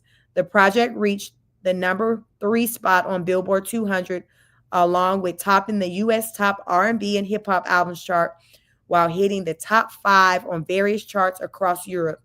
It became certified platinum in the United States, gold across Europe. "I Care for You" was just the right amount of promise where fans could embrace it as the greatest hits album, yet feel confident that more music would come. On May 10th, 2005, the second and final compilation album, Ultimate Aaliyah, was released in the UK, Australia, and Japan. Like "I Care for You," the project was a double disc, with the first disc being again a rehashing of the greatest hits track list, titled as such, and the second disc titled "Are You Feeling Me," adding some more soundtrack B-sides like "Are You Feeling Me" from the Romeo Must Die songs like "Messed Up," or a hidden track on the US Aaliyah release, were also added, along with some of Aaliyah's guest features like "Man Undercover," "John Blaze," and "I Am." Timberland's dedication to Aaliyah, "Hold On," closes the project. The project didn't chart incredibly high, especially when most of the songs were already released on "I Care for You" and the myriad of projects that featured the other songs. As any Aaliyah fan can attest, there was no need for a second housing for any of the songs, since most fans already had the entire catalog. It was during this time period that promoting Aaliyah's legacy first came into question. Aaliyah was only growing in popularity even in her absence. New fans started sprouting up, searching for more ways to continue their fandom. However, they were in store for a monumentum that would feel like it would last forever. So Aaliyah is gone now. People are just doing their best to, well, that completes chapter 11. So recap: Aaliyah's gone. People are just struggling to just move on with life now that baby girl, better known as Aaliyah, is gone. And how they're doing is by, doing tributes to her music, creating tribute songs, re-releasing music with features and things like that. So, that did pretty well, but it came to a point to where everybody kind of had Aaliyah's music. And looks like she was just getting rave reviews also for the last movie she did, that vampire movie. I don't even know if I saw that movie. I remember when it came out, but I can't say if I actually went and saw it, because I'm typically not into like the vampire movies like that. So I don't know if I saw it, but I'm kind of curious. I kind of want to see the parts that she played in it, just to kind of see what people were talking about, because they said she did her thing, and I'm sure she did, because she did everything on like the highest level possible. But yeah, like when I say I've never heard of somebody who's spoken more highly than this young woman, y'all. Like Aaliyah could do no wrong. Aaliyah could do no wrong. And just sad. So we are about to go into chapter 12. Chapter 12. So we are we're getting closer to the end, y'all. My goal is to try to get through it all tonight. So we will see how it goes on as you come on in here. Thank you for joining. Happy Friday. Please like, share, and subscribe. So let's get it. Chapter 12. Please don't stop the music. It ain't going to work because Aaliyah music only works with her soulmate, which is me. That was a quote by Timberland in a Revolt interview in 2013. So as we saw, Timberland took it real hard, her leaving. That's what had me to wonder, like, was he still married? Let me see. Was he still? Let me see if Timberland's still married. Because, child, he took it real hard. I'm just wondering how the wife dealt with that, with him, being in the slumps for following Aaliyah's death. So let me see. Is Timberland married? Because I'm curious. I am curious. So, yeah, it looks like married. It looks like he's still married. Looks like he got married in 2008. Okay, so Timberland got married after Aaliyah's death. So, child, I don't even know if this is worse or not, because in the previous chapters on the last episode, the last reading I did, when he talked about knowing his wife would be his wife when he met her because she looked like Aaliyah, y'all. I'm thinking, y'all, that he met this woman while Aaliyah was still around. No, Timberland got married after Aaliyah died, maybe like 7 years later, and he married a woman who looked like Aaliyah. So y'all remember they said he was down there depressed after she died and in a slumps. So then he meets a woman and she looks like Aaliyah. Now, how would you feel, y'all? So let's because this changed things. This just changed it. This changes the whole scenario for me, because now, before the last reading I did a couple of days ago, I was thinking while Aaliyah was here, he met a woman. Oh my gosh, she looks like Aaliyah. You're going to be my wife. He marries her. But no, he met this woman after Aaliyah died, y'all, after he was like grieving and all depressed and stuff. And then he meet a woman that looked like her, and that's who he married. So the question is like, sir, are you into her, or are you with this woman because you're getting the feel of somebody you couldn't be with and someone who's no longer here? Child, it's crazy. Y'all go ahead and marinate on that as I read chapter 12. Because Timberland married his wife in 2008, and Monique, it looks like they're still married. Yeah, it looks like, when I Google it, it looks like they're still married, but child, I don't know. I don't know. I just wouldn't want to hook up with a guy who's telling me that I look like they crush, who ain't no longer here. I don't even know if he even told Monique that he used to be crushing on Aaliyah. I don't know. That'd be too much for me. I don't know. I don't see how I can do it. Y'all let me know y'all thoughts. Y'all let me know. Aaron says, I wonder, did she know that at the time? Right. Like, how do you say that?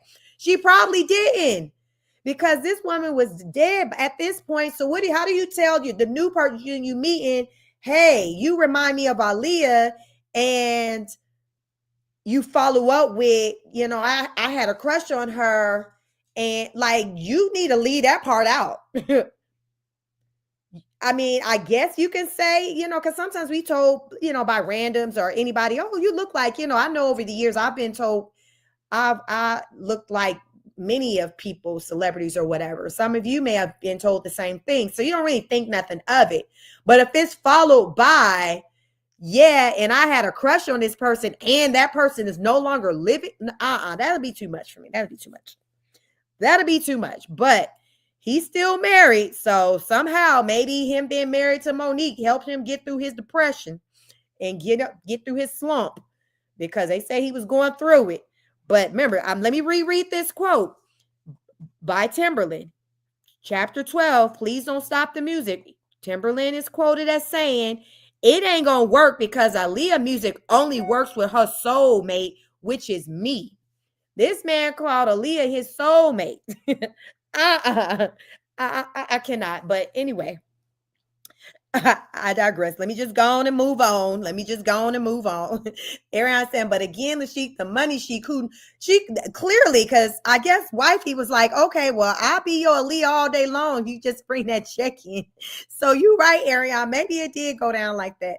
I don't know, but let's get into chapter 12. This is a really, really good book. For those of you who are just joining tonight or who joined at some point during the reading, definitely catch the other be a part of the replay gang for the other live readings I did on this book. I started it like I think on the first of the year. That was the very first, chapters 1 through 3. And since then, this is probably like the third live where we're doing the live reading. So definitely check out the other 2 lives to get into the story, because it's a really good read. But you got to hear it all for everything to kind of make sense and bring it all together. So as I carry on in this book, happy Friday. Please like the video, like, share, subscribe. On December 8th, 2009, Blackground Records released the final project under its record label, Timberland's third album, Shock Value 2, the follow-up to 2007 Shock Value. What followed was a monumentum on all releases that subsequently found the label defunct yet not formally bankrupt. There's been speculations that if Hankerson filed for bankruptcy, he would then surrender ownership of his Blackground catalog, which is why he has yet to do it. However, given his absence from the music business for years, he also lacked the financial stability and willingness to pay to have his artist catalogs uploaded to streaming platforms. It's become a sore spot for every artist involved and the fans who love them. For Aaliyah, Hankerson had multiple roles. Not only was he her record label head, but he executive produced all 3 of her albums. He was responsible for handling her royalties and her publishings. He was also the man holding on to her masters as during her transition from Jive to Atlantic. Barry was able to gingerly claim ownership of her work thereafter. In the wake of Aaliyah's death, however, Hankerson spiraled and his business was put on hold. One by one, his artists sued him. Tony Braxton, who at one time was managed by Hankerson and later a part of his label, sued in 2007. The heart of the suit was that Braxton felt Hankerson used dirty business deals to cleverly lure her away from Arista Records to Blackground while he still managed her. This caused her to ruin her relationship with Arista, though Hankerson alleged that she was dropped from the label over low record sales. Per Braxton, he initially wanted $1 million to only partially free her from her contract, to which Braxton retorted that she was owed over $10 million in losses for going back to Blackground to begin with. The 2007 lawsuit also explained that Barry wanted a return on a $375,000 advance. He denied all of those allegations. They eventually settled outside of court. 2 years later, Timberland sued Hankerson over lack of funds for his projects and for also negatively affecting his career as a producer. JoJo sued in 2013 following a long haul of conflicts with Blackground, which included shelving her third album with Blackground for over half a decade and refusing to release her from her record contract, which was signed by her parents in 2004 and should have ended in 2011.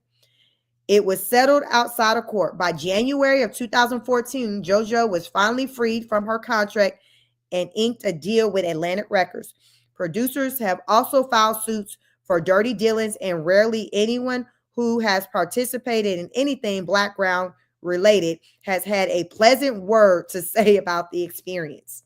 Artists like Missy Elliott and Genuine have been able to survive unscathed since neither was signed to Blackground, so they didn't fall victim to the label's pregnant pause, which halted all releases and operations. Timberland was able to salvage 2 projects thanks to their being tied to this imprint Mosley Music Group and a aforementioned Shock Value and Shock Value 2.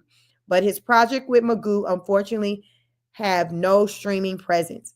He isn't alone, though some have found ways around it. JoJo recorded her entire Blackground catalog in 2018, which allowed it all to exist on streaming platforms in its new form. Blackground eventually partnered with an independent music publisher called Reservoir Media, and in 2012, Hankerson sold them part of Blackground. Aaliyah was the bargaining chip, as her masters were included in that deal. Reservoir CEO Golnar Kanashi told Complex in 2016 that they plan to pin the Aaliyah release to the 10th anniversary of her passing, but the milestone came and went. There was recorded material left as well. Aaliyah had several songs and parts of songs recorded before she died, over a dozen, in fact. It was Hankerson's job, and if you ask the fans, his obligation to find a producer who could piece these all together. Since his relationship with Timbaland soured, it would seem impossible for Tim to want to get involved. Missy, too, in the same interview with Complex in 2016, Reservoir COO Rel Lafargue blamed the lack of new material on Barry's complicated and long-term grief over losing his niece. Barry can't be in the room when the new music is playing, expressed Lafargue. It's because of Kanashi and Reservoir that Aaliyah's music had been licensed to new artists and had doubly kept her relevant. A sample of Aaliyah harmonizing was on A$AP Rocky's 2012 hit song, Effing Problems, featuring 2 Chainz, Drake, and Kendrick Lamar off Long Live A$AP. The track was co-written and co-produced by Noah 40 Shabib. Drake also co-produced under the name C. Poppy. He later referred to himself as Champagne Poppy. The original sample came from Aaliyah's vocal mixes under Tanks for Come Over, later repurposed for another preposterous track called They Say Quit Hating, pieced together with the fragments of another unreleased song. Chris Brown was able to credit Aaliyah as a feature on his 2013 track Don't Think They Know, which was taken from her cut with Players Digital Black with the same title, and also included previously unreleased takes from their recording session. T-Pain even acquired vocals from Aaliyah for her song called Girlfriends. The one artist who is probably the most affected by the fickle ways of the presumed estate is Drake. Aaliyah recorded a song in 1999 called Enough Said, but it was never finished. In 2012, Drake completed the song with Noah 40 Shabib, and Blackground in turn uploaded the song to the label's strangely present SoundCloud account. Drake was simultaneously tapped to be the artist who would finally get to create the preposterous album that everyone was waiting for. He made it public, and Enough Said announced its arrival. The 16-track album was supposed to arrive at the close of 2012, including previously unreleased tracks and vocals of Aaliyah's that would be re-imaged into songs with Drake and 40. Drake and 40 were arguably the perfect pair to handle this project, as outwardly diehard Aaliyah fans, with Drake even sporting a tattoo of her on his body to boot. However, it was 40 who was first approached by Blackground to work on the project. Knowing Drake shared fandom for Aaliyah, 40 brought him on board. Both Drake and 40 laid the groundwork for the album's arrival. Months later, Timbaland and Missy Elliott vocalized that they would not be taking part in the project. In an interview with Angie Martinez for Hot 97, Martinez asked both Timbaland and Missy to clarify, as the rumor mill suggested they were a part of the project and then not a part of it. 40 called me. He was like, man, this was not supposed to be. It came to me in a different situation, Timbaland explained. It wasn't even about an album, what he was explaining to me. So I didn't know. When everybody would call me, I was kind of like, I don't want to hear that mess. So I stayed out of it until he actually called me. But we really removed ourselves from that. I didn't want to hear nothing about it, Timberland continued to say that 40 told him he initially only anticipated during the record and then an album followed. This would explain why Black Brown planned to release the album of unreleased songs along with fragments of vocals that they anticipated would be sewn together by Drake and 40. Still, Timberland was confused, and from his conversation with 40, it seemed that 40 was confused as well. When Angie asked if the call came asking them to formally be a part of it, would they do it? Missy advised, well, my response would be a little different because I have to respect her family. She has a mother, she has a brother, she has a father that she's very close with.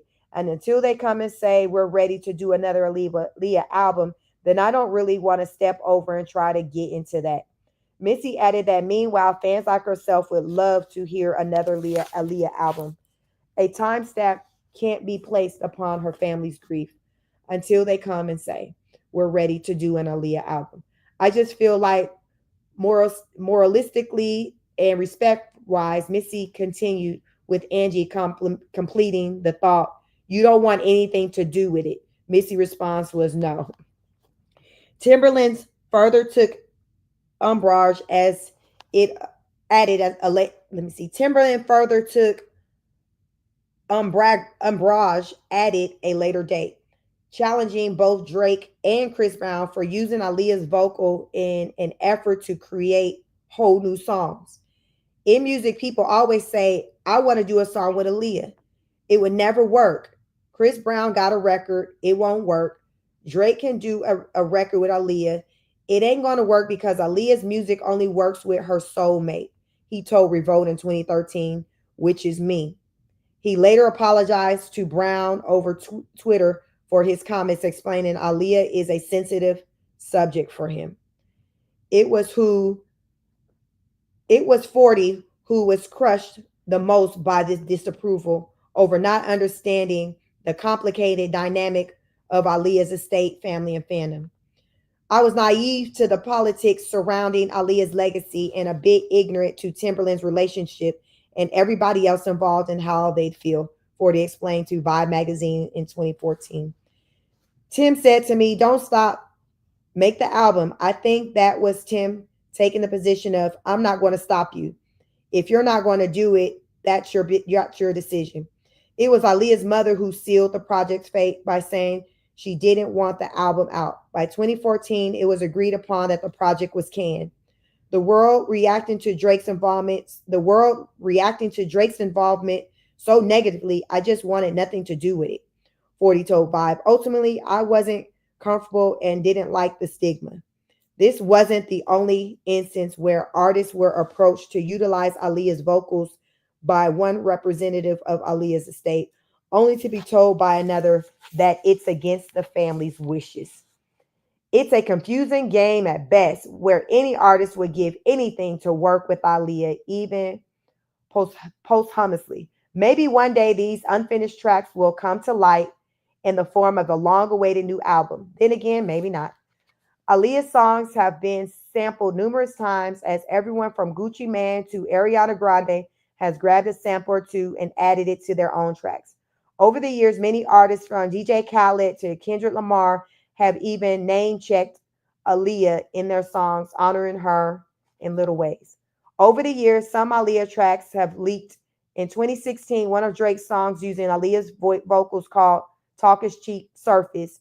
Years prior, they say Quit Hating and Girlfriends leaked along with Where Could He Be, which was initially supposed to appear on Aaliyah's album in a cover of Donny Hathaway's Giving Up. Sometimes songs will surface online and immediately disappear. Other times, a batch of reference tracks and demos will surface where Static Major sings and Aaliyah chimes in with ad libs. Aaliyah music has even been legally uploaded. Aaliyah's music have even been illegally uploaded to streaming platforms and circulated like wildfire before promptly being pulled right back down. It's become a mind game at best. Her videos have all been uploaded to an official YouTube channel, though in 2020 it was found that even that channel was managed by a fan and not background. Fans have begun to publicly challenge anyone remotely associated with the distribution of Aaliyah's music over social media, including Reservoir. By the end of 2020, the estate publicly announced they were taking the reins on Aaliyah's YouTube channel. On August 25th, 2017, Reservoir released a statement explaining their place in Aaliyah's legacy, which was to represent her catalog songs, songwriters, and copyrights through careful administration and licensing, as it is our privilege to do. Then they continue to advise that they do not own her masters, despite the original report structure of their deal with Hankerson. While Reservoir is honored to work with songs written for Aaliyah in this capacity, we do not represent any songs written by Aaliyah herself, nor can we act as a distributor of any of her recorded music as a record label would. We do not own her master recordings, thus cannot make them available for streaming or sale. Within a few years, Aaliyah was seemingly removed from their website, and in an anonymous email from Reservoir employee, they specified, "We previously published the Black Ground catalog, and I'm not able to discuss Aaliyah as we are in a non-disclosure agreement with them." So the onus presumably returns to Barry Hankerson. As Barry Hankerson continues to hold his catalog hostage, where does that leave an artist like Aaliyah, and who has no one but her fans fighting to hear her music?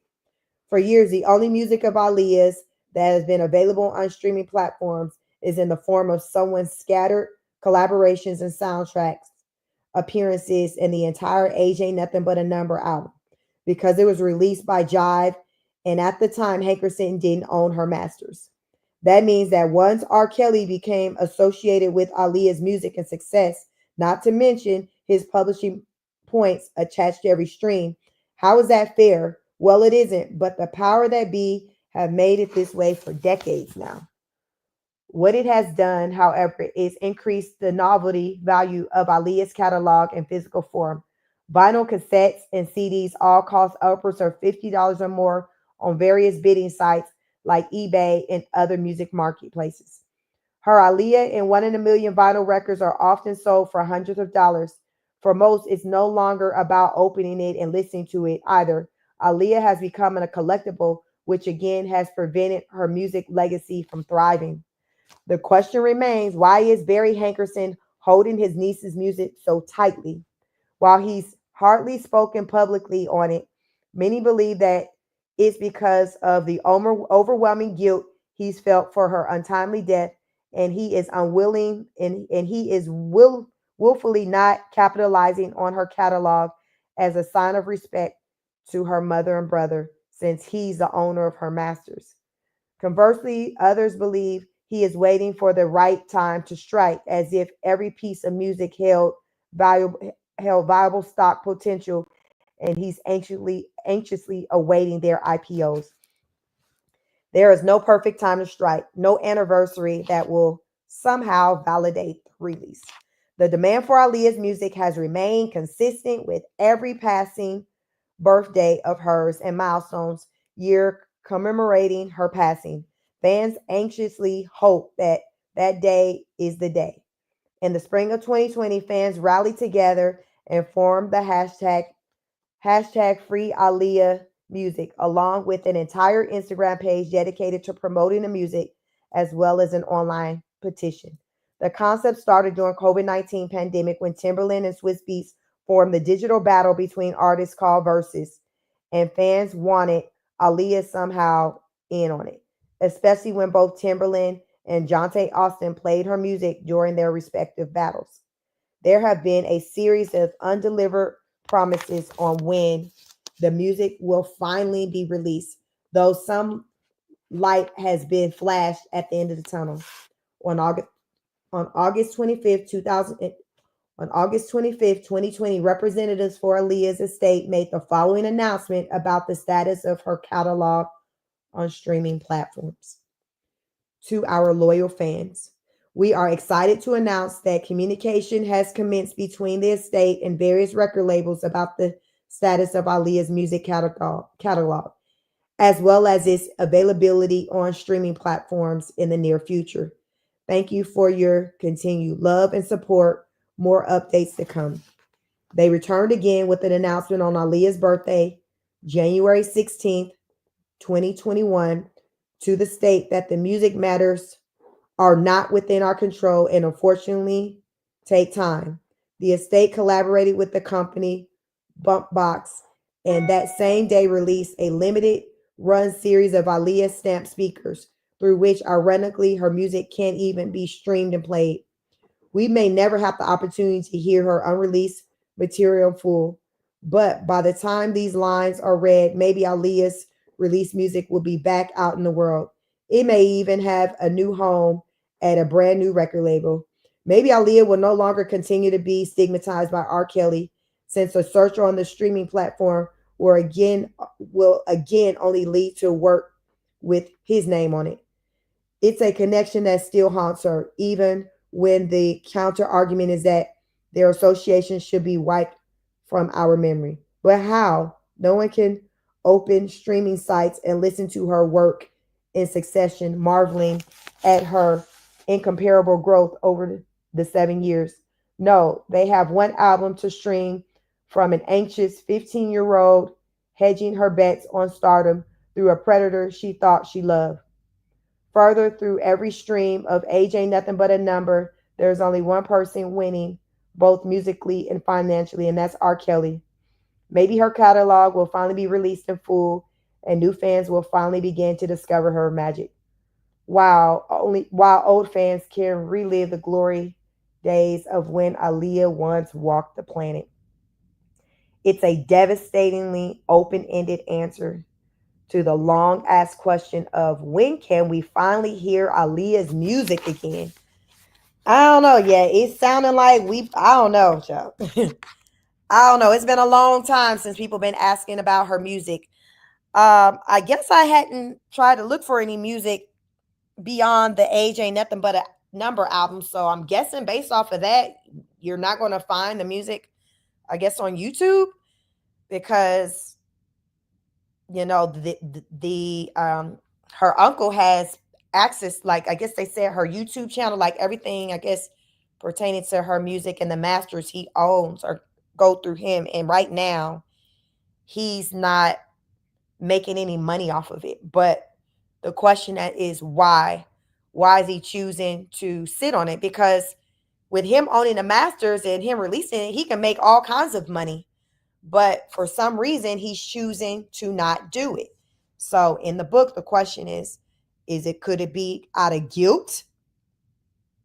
Because why are you passing up making money? Like it doesn't really make sense. So I'm kind of wondering if he's sitting in some type of guilt that has him to be like, okay, nope, I ain't gonna make no money off of it. I ain't selling it. Nobody. I'm just gonna just hold on to it.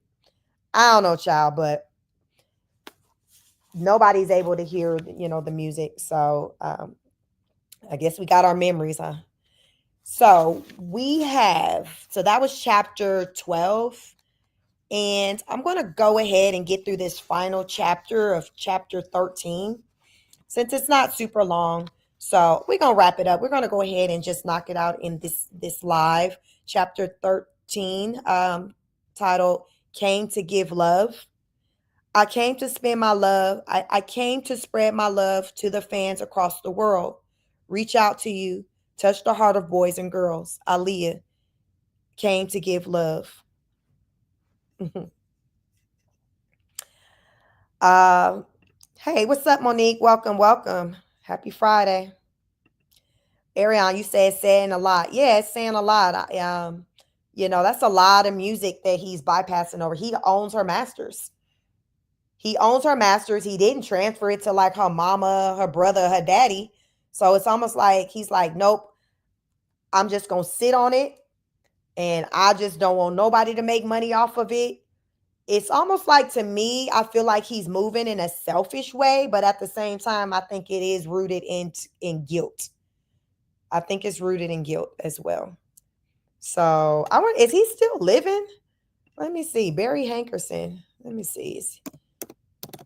Is he still living? Yeah, he's 77 years old. He's still living. Let me see. It look like he got an Instagram. No, that ain't him. But yeah, it's saying he's still living. Born 1947, age 77. So I guess he just sitting on the internet, hearing people talk about how they would love to hear more Aaliyah music. I don't know. So yeah, I feel like it's definitely something there that has him to be sitting on it.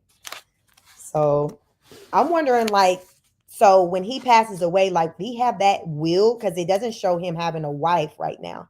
So who gets all, with the masters and all of that?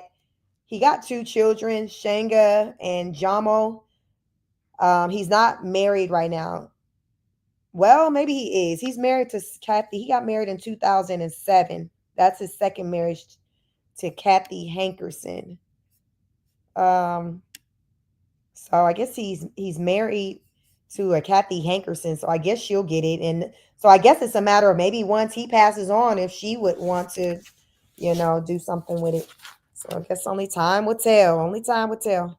But I will say, I do feel fortunate enough and blessed enough to have lived during the time and been very aware of like who she was. Like I was a young adult, close to her age, just like right up underneath her age. She's maybe just a year older than me. 'Cause I think she might was born in what, 79? I was born in 80. So I'm happy to know that like I have really good memories of her music, her popularity. So not everybody can say that. Ariane says, "Oh wow, so what happens when he gone?" It looked like he got a wife. Somebody named Kathy Hankerson.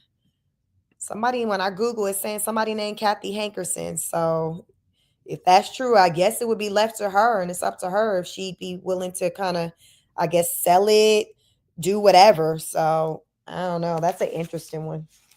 So let's get through this final chapter. Chapter 13, came to give. I came to spread my love to the fans across the world, reach out to you, touch the hearts of boys and girls. Quoted by, that was a quote by Aaliyah from Came to Give Love. Uh, in the world where recognition from your favorite artist is just a retweet away, loving Aaliyah is a thankless job. Still, she has an army ready, willing and able to fight, assembled and maintaining her legacy for no glory. It's not as if they will be able to show up side stage at her concert or waiting for a wave, or at a meet and greet where she would see her core fans and call them by their names. There's no acceptance speech at the award shows where they can hear her thank them on national television for their decades of loyalty. There's no t shirt, CD, or press photo for her to sign where they forever keep the pen. No, these are dedicated fans who exist for the love and the love alone. They excavate through the catacombs of the deep internet in search of more breadcrumbs, though not ones that lead to Aaliyah or that leads to Aaliyah whereabouts. Since we all unfortunately know that answer. Rather, they lead to new information about her, new photos, new insights on their fallen star, and if the fans are really lucky, new music. Considering digital service providers, also called DSPs, like Spotify, Apple Music, and Tidal, are the new norm for how we receive our music, and CDs are practically a thing of the past. The lengthy absence of Aaliyah's music on all of the streaming platforms almost did more to amplify the magnitude of her legacy for new fans, especially kids born after her passing are not used to the world where they're told no, especially in an era where the solution to every problem is there's an app for that. There's something dynamic about the Generation Z and their willingness to fight for something they want. Whereas the generations before them, Generation X, Zennials, and even Millennials, sort of surrendered to the notion that they would just never hear Aaliyah in digital form. They hug her CDs tightly, probably have some ripped MP3s on their computers since they're all part of the Napstar generation. And if they were proactive or have $100 for eBay, they have Aaliyah's vinyl. Generation Z is different. They mobilize and form many armies, complete with petitions and demands for the music, and they want to hear and the music they want to hear and projects they want to be seen. They also worked harder Aaliyah to be Aaliyah fans. They don't remember her heyday. Most weren't even alive when she was. They've learned about Aaliyah from their parents now, and they catch on to the references made from artists out today. The point is, Aaliyah is now their Bob Marley. She's their Jimi Hendrix, their Kurt Cobain, Janis Joplin, John Lennon, Jim Morrison. She's their fallen idol and iconolist who is the reason their favorite living singers even have a shot at fame. But with this fandom comes great responsibility. It's more than wearing a shirt with her face on it or putting a friend in their peer group or putting a friend in their peer group on her music. Their fans, both new and old, are keeping their legacy alive, are keeping her legacy alive. Through them, new fans were born. And so the movement continues. For some, it's a whole other job. They dedicate hours of their day to working towards this cause by either creating graphics or digging through countless magazine articles and uploading them to the web, ripping old videos, interviews, and social media. They're not paid to do it. So why continue on this mission? The answer is quite simple. Aaliyah loved her fans so much so that she wrote a whole song about them right before she passed. Her fans had a real surprise when she hopped on a message board for her website, Aaliyah 2011, Aaliyah 2001.com. It was the first real time she came on the boards to spend significant time, and as fate would have it, was her last.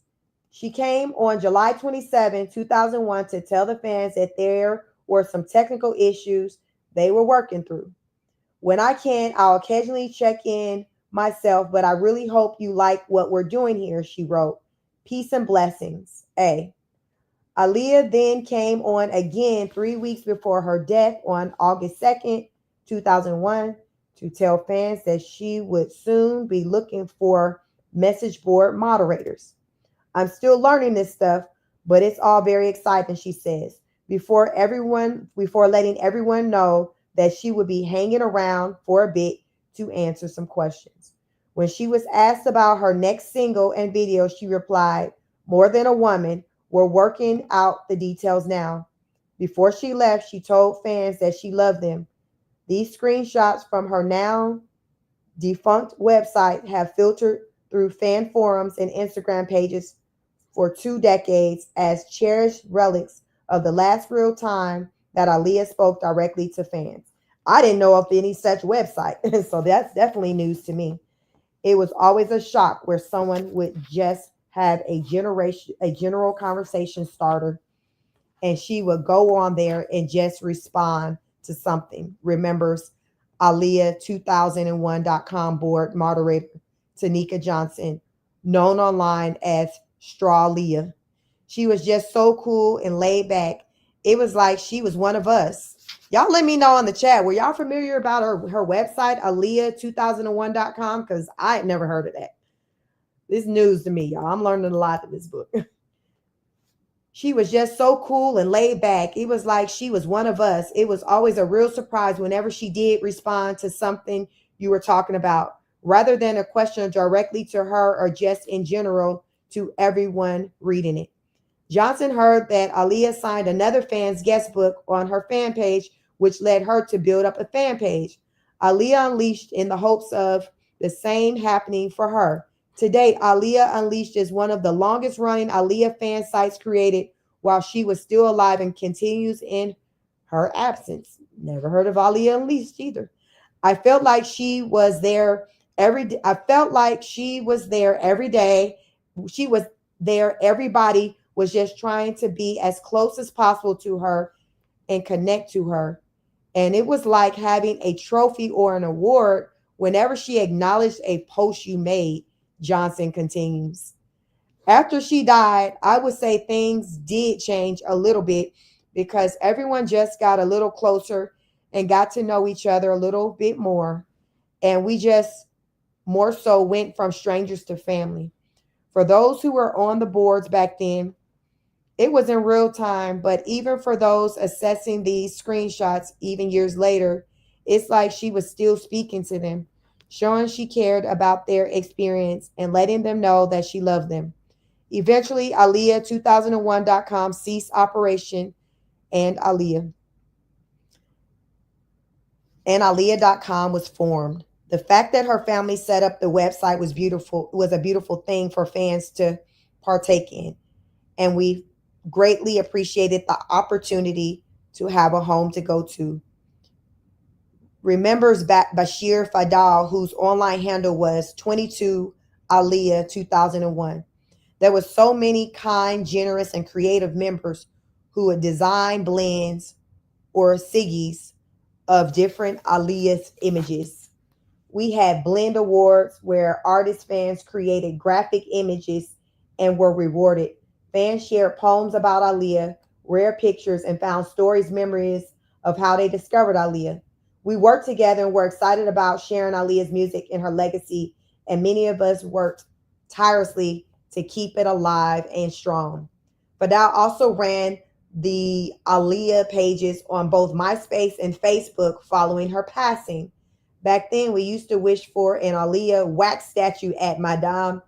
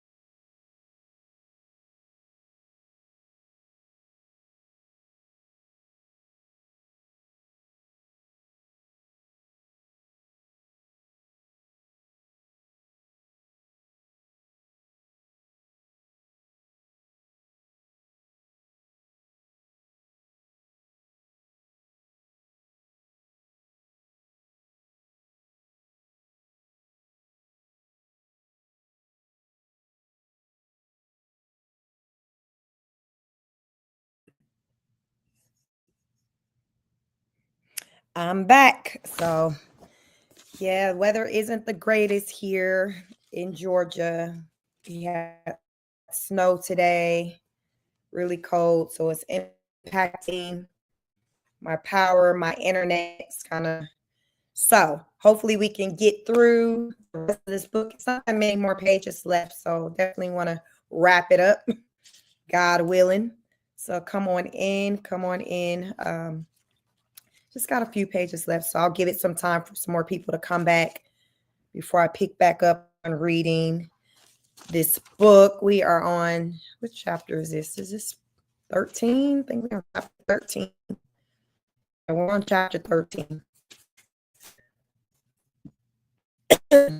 So come on in. We're going to wrap it up. Where I left off at, let me see. Let me see. So let me see. So let's pick a spot. Let me see. So we'll talk. The family set up a website for her. So the fact that her family set up a website was a beautiful thing for fans to take part in. And we greatly appreciated the opportunity to have a home to go to, remembering Bashir Fado, whose online handle was 22 Aaliyah 2001. There were so many kind, generous, and creative members who would design blends or siggies of different Aaliyah images. Okay, we had Blend Awards where artist fans created graphic images and were rewarded. Fans shared poems about Aaliyah, rare pictures, and fond stories, memories of how they discovered Aaliyah. We worked together and were excited about sharing Aaliyah's music and her legacy, and many of us worked tirelessly to keep it alive and strong. Fadal also ran Aaliyah's pages on both MySpace and Facebook. How many of y'all remember MySpace? I remember it. I didn't really do much with it, but yeah, I was kind of slow to jumping on that. And then before you know it, replaced Facebook. So I'm typically late to the party when it comes to this social media type of stuff. Right now, YouTube's kind of like my playground. You don't ask me nothing else about other platforms. But Doe also ran the Aaliyah pages for Facebook while passing. Back then, we wished for an Aaliyah wax statue at Madame Tussauds, as well as a Hollywood star on the Walk of Fame, and of course an Aaliyah movie for the big screen. Fadal continues. I am still in contact with and even met many fans from the message boards over the years while visiting Aaliyah's resting place, participating in 9 Revlon Run walks for Center for Cancer as Aaliyah's cancer awareness angels. They are all my friends for life, and we are connected by our bond that is simply being Aaliyah fans. All I've ever tried to do is keep Aaliyah's legacy alive so that others can learn about her and how great of an entertainer she was. Over the years, the fandom has only grown, and it varies in levels of both affection and intensity. Some outliner fans will simply pen fan fiction about her, while others take it to another level and state that they are the love children of Aaliyah's, suggesting she carried a baby to term in secrecy. Y'all remember that young girl, Legina, who had came out a couple of years ago with Jaguar Wright saying that Aaliyah, she was the love child of Aaliyah and R. Kelly. Y'all remember that? I just want to throw that in there.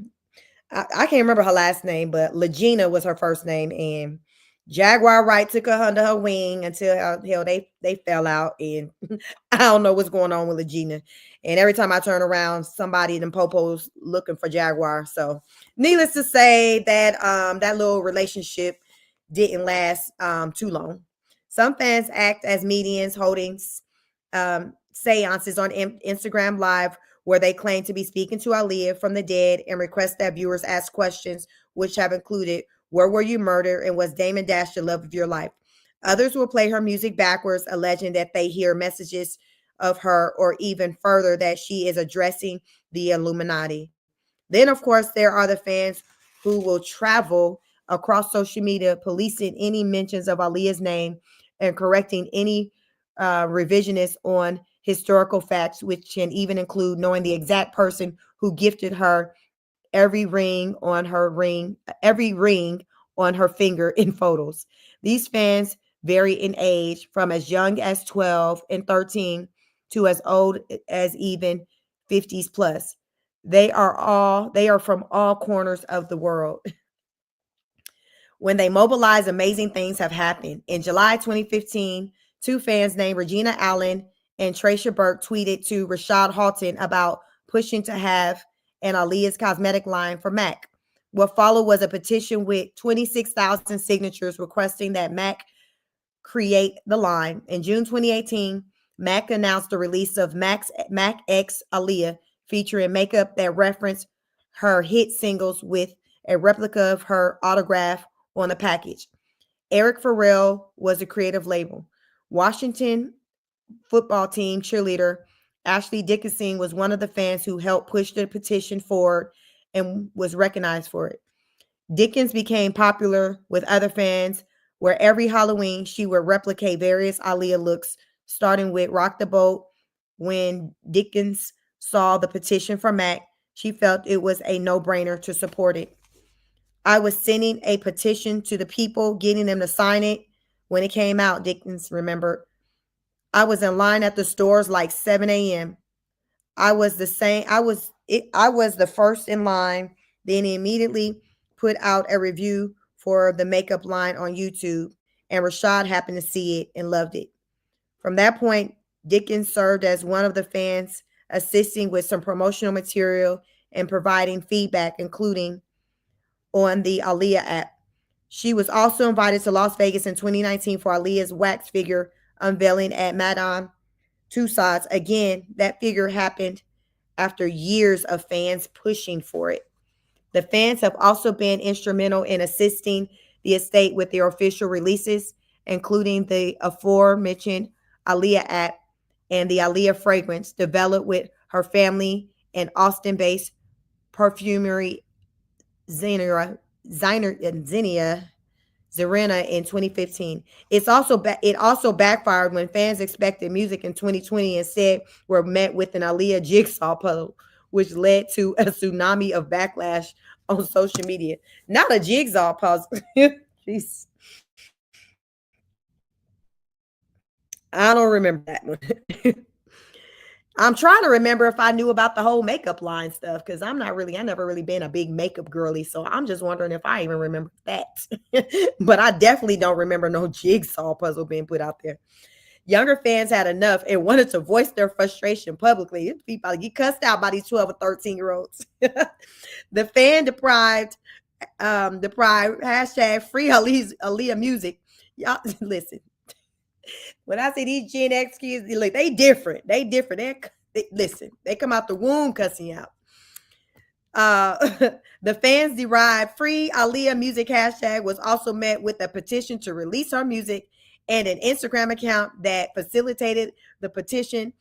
I was frustrated that her first album is the only one available for streaming, says Nathan Hamlin, the fan who started the at Free Aaliyah Music. I was so confused. Where's the rest of her catalog?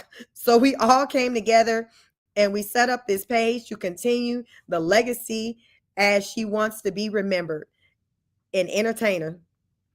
But we also want to let the world know that her music is missing for quite a few years now. Hamlin is 18, a younger fan who first learned about Aaliyah from his mother. Child, these Gen X, they going hard in the pain. like they knew Aaliyah, like they knew Aaliyah. 20-year-old Terrell Benson echoes a similar sentiment. There are certain people that you just connect to and you're like, wait a minute, now I have to protect this person and I have to help this person's legacy, he says of Aaliyah. He first formed the Instagram page at Aaliyah Memes, but later found at Aaliyah's history, which included facts about the singer and new information as it surfaced. It was about spreading positivity, he adds. The younger fans didn't get to have the same experience older fans had with her music. It's crazy how the younger ones are going harder than the older ones. Crazy. Says Ali Cortez, a 30-year-old graphic designer who services multimedia to fan pages. We have CDs, and I still even have an iPad with her music somewhere. So these young fans are really just fighting for their own experience with her music like we had. Cortez is a longtime Aaliyah fan who even had his name legally changed to Ali, Lord Jesus, and has dedicated the greater part of his graphics career to assist in her visual legacies. So he spells the Ali Aali. So where he just ain't got the other, let me see, Aali. So the YAH, that's all he ain't got. He got the Aali part. I learned how to draw when I was 13 because I wanted to draw her, he expressed of Aaliyah. And that was my first inclination that there was something within me that I wanted to express when it came to her, whether it was for her or for her to other people. So I learned how to draw and quickly found Photoshop after that. And the rest, as they say, is history. I think I provide a different kind of work, very much entrenched in emotion and legacy, and wanting people to think of Aaliyah in the bigger picture. International accounts like We Love Aaliyah Halton or Aaliyah underscore Spain and Aaliyah Always have become global hubs where fans from across the world connects. The interesting part is you can be friends with an 18-year-old because you share the commonality and there's nothing weird about it because it's a shared community, says Francis Condis, who manages the Australian-based account Aaliyah Always. You're always exchanging information and having conversations about this core subject, which is something that in modern society doesn't really exist. Condis also had a limited run Aaliyah merch line, which she coordinated with the estate. She is now a director of sorts for other fan sites to refer to for fact checking and exclusive content. She continues to inspire me daily, and in the way she treated people and the way she lived her life, Condis says of Aaliyah. I try to always keep that in mind often. What would Aaliyah do? I try to hold myself to that same standard. Even now, at 36 years old, I still look to her like she was way older than me. Erica Dove manages the widely popular at Aaliyah Halton Instagram account. And while the mononym at Aaliyah page exists, it's Dove's that has become a destination. Aaliyah worked so hard, and just seeing other artists' legacies like Michael Jackson's and even Selena's, I just feel like it's an obligation to help Aaliyah's Dove explains. Aaliyah was so much more than an entertainer for us. So I try to do my part. That includes not only sharing Aaliyah's news and posting exclusive photos of Aaliyah, but also sharing fan contributions and their own recreations of Aaliyah looks. It's as if she's taken the lead and continued celebrating fan participation in a way that the official account should have done. It just breaks my heart that her music is just collecting dust, the 25-year-old continues. Though she's amassed an extensive collection of original vinyl CDs and cassettes through online digging and visiting various record stores with her father throughout Houston. And then there is UK-based at Aaliyah Archives, the page run by graphic designer Sandy Nadra feeds into her site AaliyahArchives.com, which has become a music industry standard for all things Aaliyah. The site functions as a timeline of Aaliyah's history, where fans can find rare Aaliyah articles, photos, videos, information, interviews. The site relaunched on January 16, 2021, complete with a message board that was a callback to Aaliyah's original site.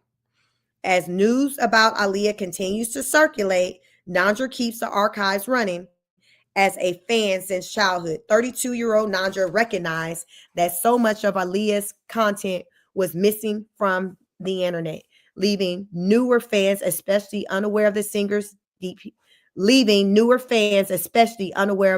singer's deep history. Back in 2013, I wasn't seeing anything as a fan in terms of archiving Aaliyah's legacy and also keeping fans up to date on what's going on, Nandra expresses. I wanted to create a place where fans can come together and have a source of information, finding information that they normally wouldn't find elsewhere. I wanted to do justice by baby girl, which in my opinion is what her estate should be doing. Over the years, Aaliyah's fan base has formed a sense of community unlike no other. While Beyonce's Beehive or Nicki Minaj Barb's will often scour social media in an effort to challenge the latest bit of information that has trickled in from their favorite artists and news cycle, Aaliyah fans are fighting for her survival since she's no longer here to fight for herself. Call them what you want: Aaliyah Army, Team Aaliyah, Aaliyah's Angels, Young Nation, Dove with the Click, or even, as Diane Halton affectionately calls them, special ones. These fan highs are responsible for keeping Aaliyah at the forefront of everyone's minds. They're the ones who have maintained her legacy from YouTube to Matt Counter.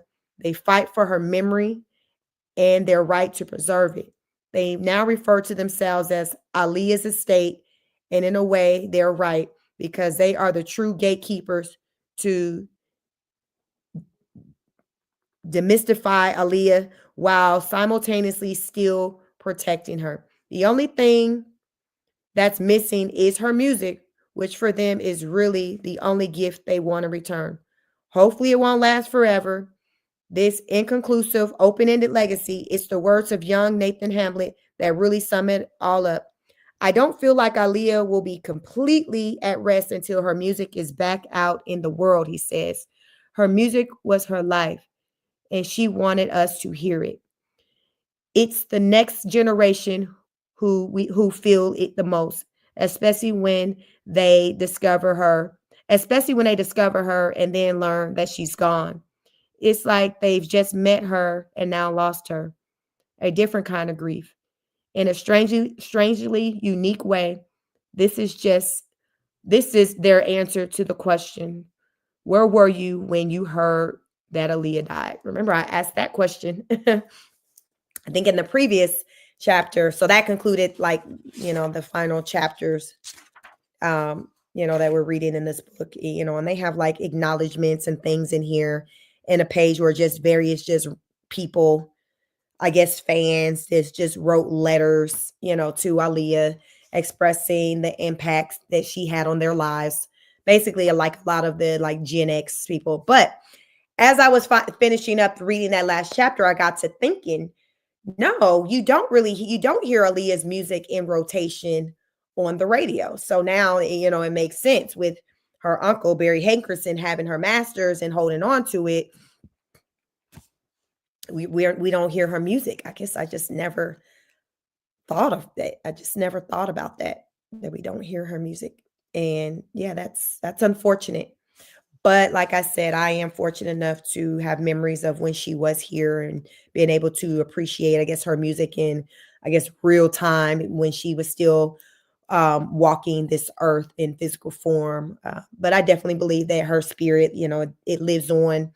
And it's a beautiful thing that these young people are the ones that's really carrying on her legacy. They're just doing all that they can. And it's only so much they can do because it seems like ultimately the uncle has the most power because he holds her masters, not even her mother or her brother.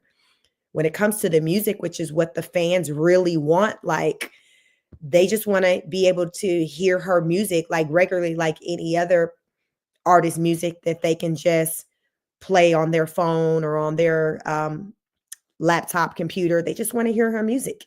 I want to hear her music, but I guess I just don't. I don't know. I guess it's for the younger people. It's so new to them. So as soon as they hear it, it's like, oh, bet I want to hear more.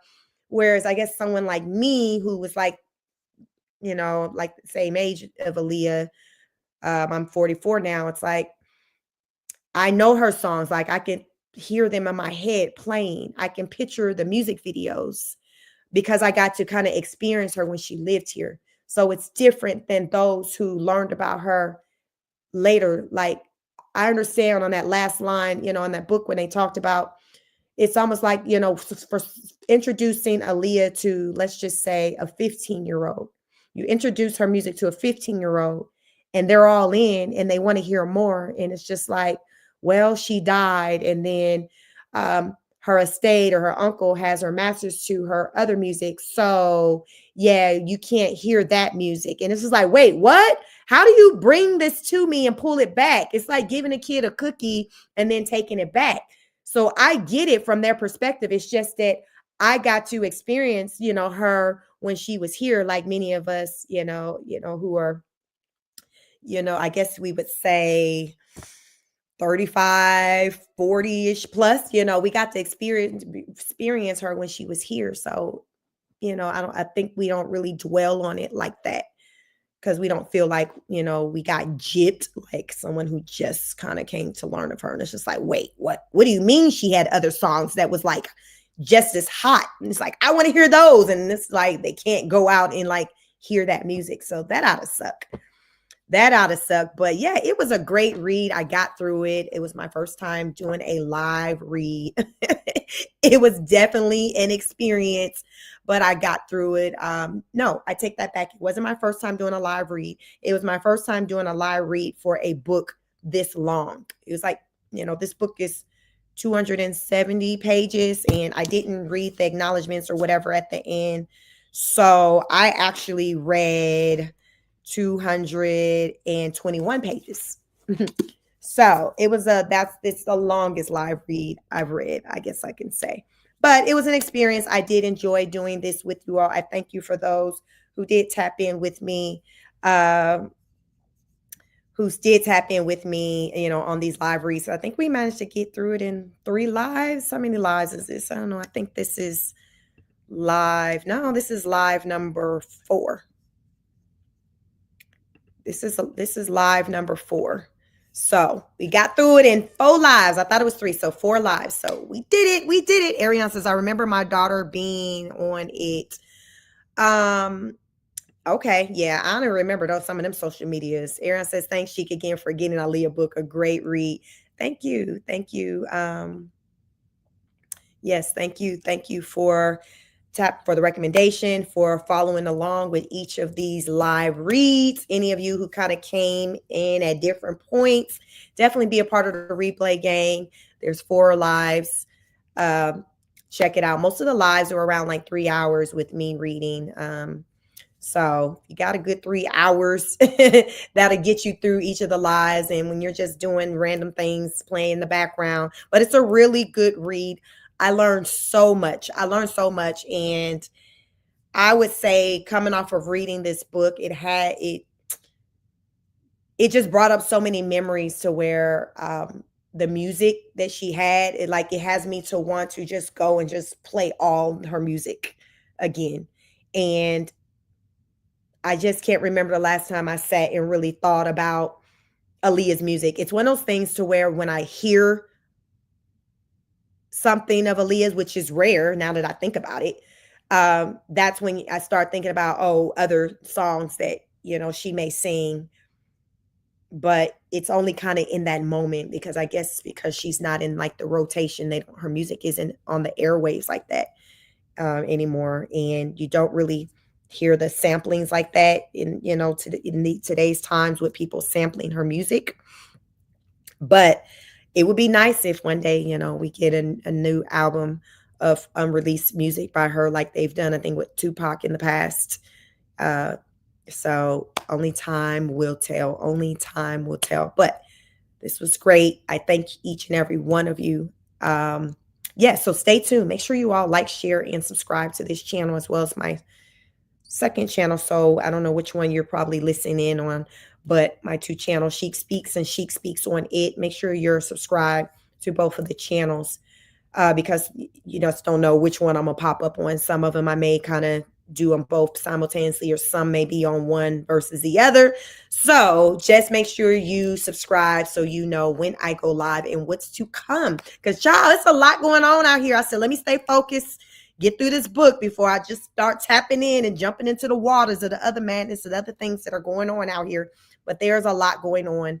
So I'm not sure yet when I come back out here what I will be talking about. The weather is crazy in the South. You got these fires on the West Coast in California, in Southern California.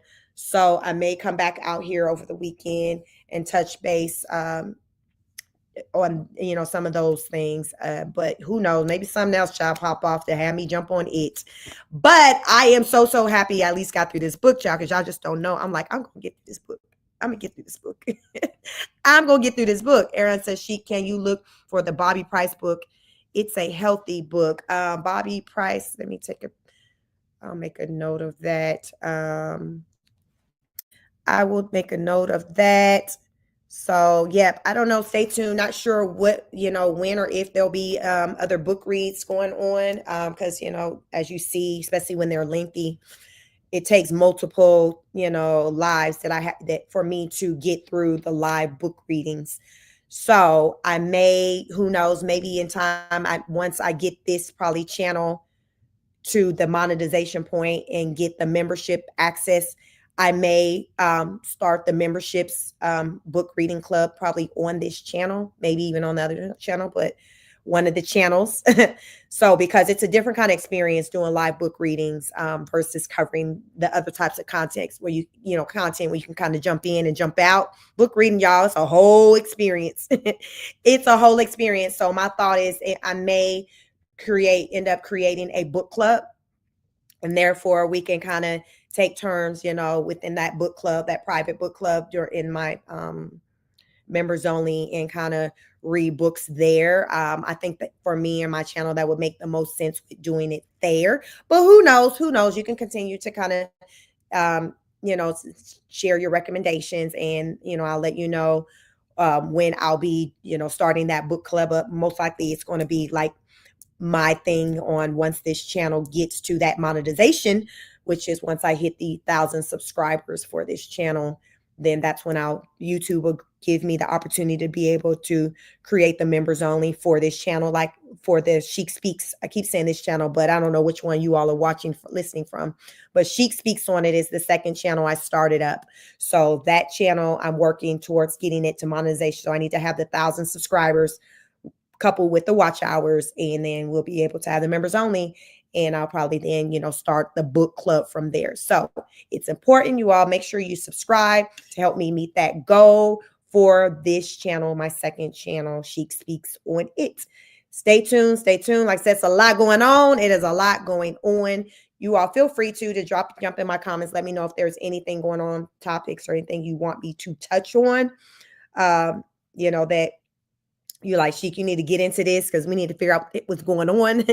Let me know. Let me know in the comments now, or on the video after it posts. But any idea, anything you want to talk about on the future upcoming lives? Because listen, I say I will show up as long as you show up. That's how I go. I like to always end by saying, go out into the world, show up in the way in which you want others to show up for you. Take care of yourselves and one another. Think positive, be positive. Like attracts like. Heavy on the take care of yourself. So often we're taking care of everybody but ourselves. We neglecting ourselves. Don't do that. Take care of yourselves. And y'all use discernment, gut feeling from this book. Aaliyah, she wasn't feeling good about getting on that plane. And we read the story and we learned how that ended following us learning how she felt about it. So she was right about, with the feeling of, no, this ain't the mood. This ain't right. This don't feel right. This don't feel right. So you all, I want to say, I bring that up to say, pay attention to your gut, pay attention to your instinct, because it typically does not leave us wrong. And I'd rather kind of follow that and nothing happens versus going against it and the world just everything fall apart. So fair on safe side by following your gut instinct. Take care of yourselves and one another. Happy Friday. And I hope you all have a wonderful evening. And Erin says she can enjoy yourself. Night, everyone. Be safe. Thank you. Good night, everyone. Be safe. And I will catch you all on the next broadcast. Peace.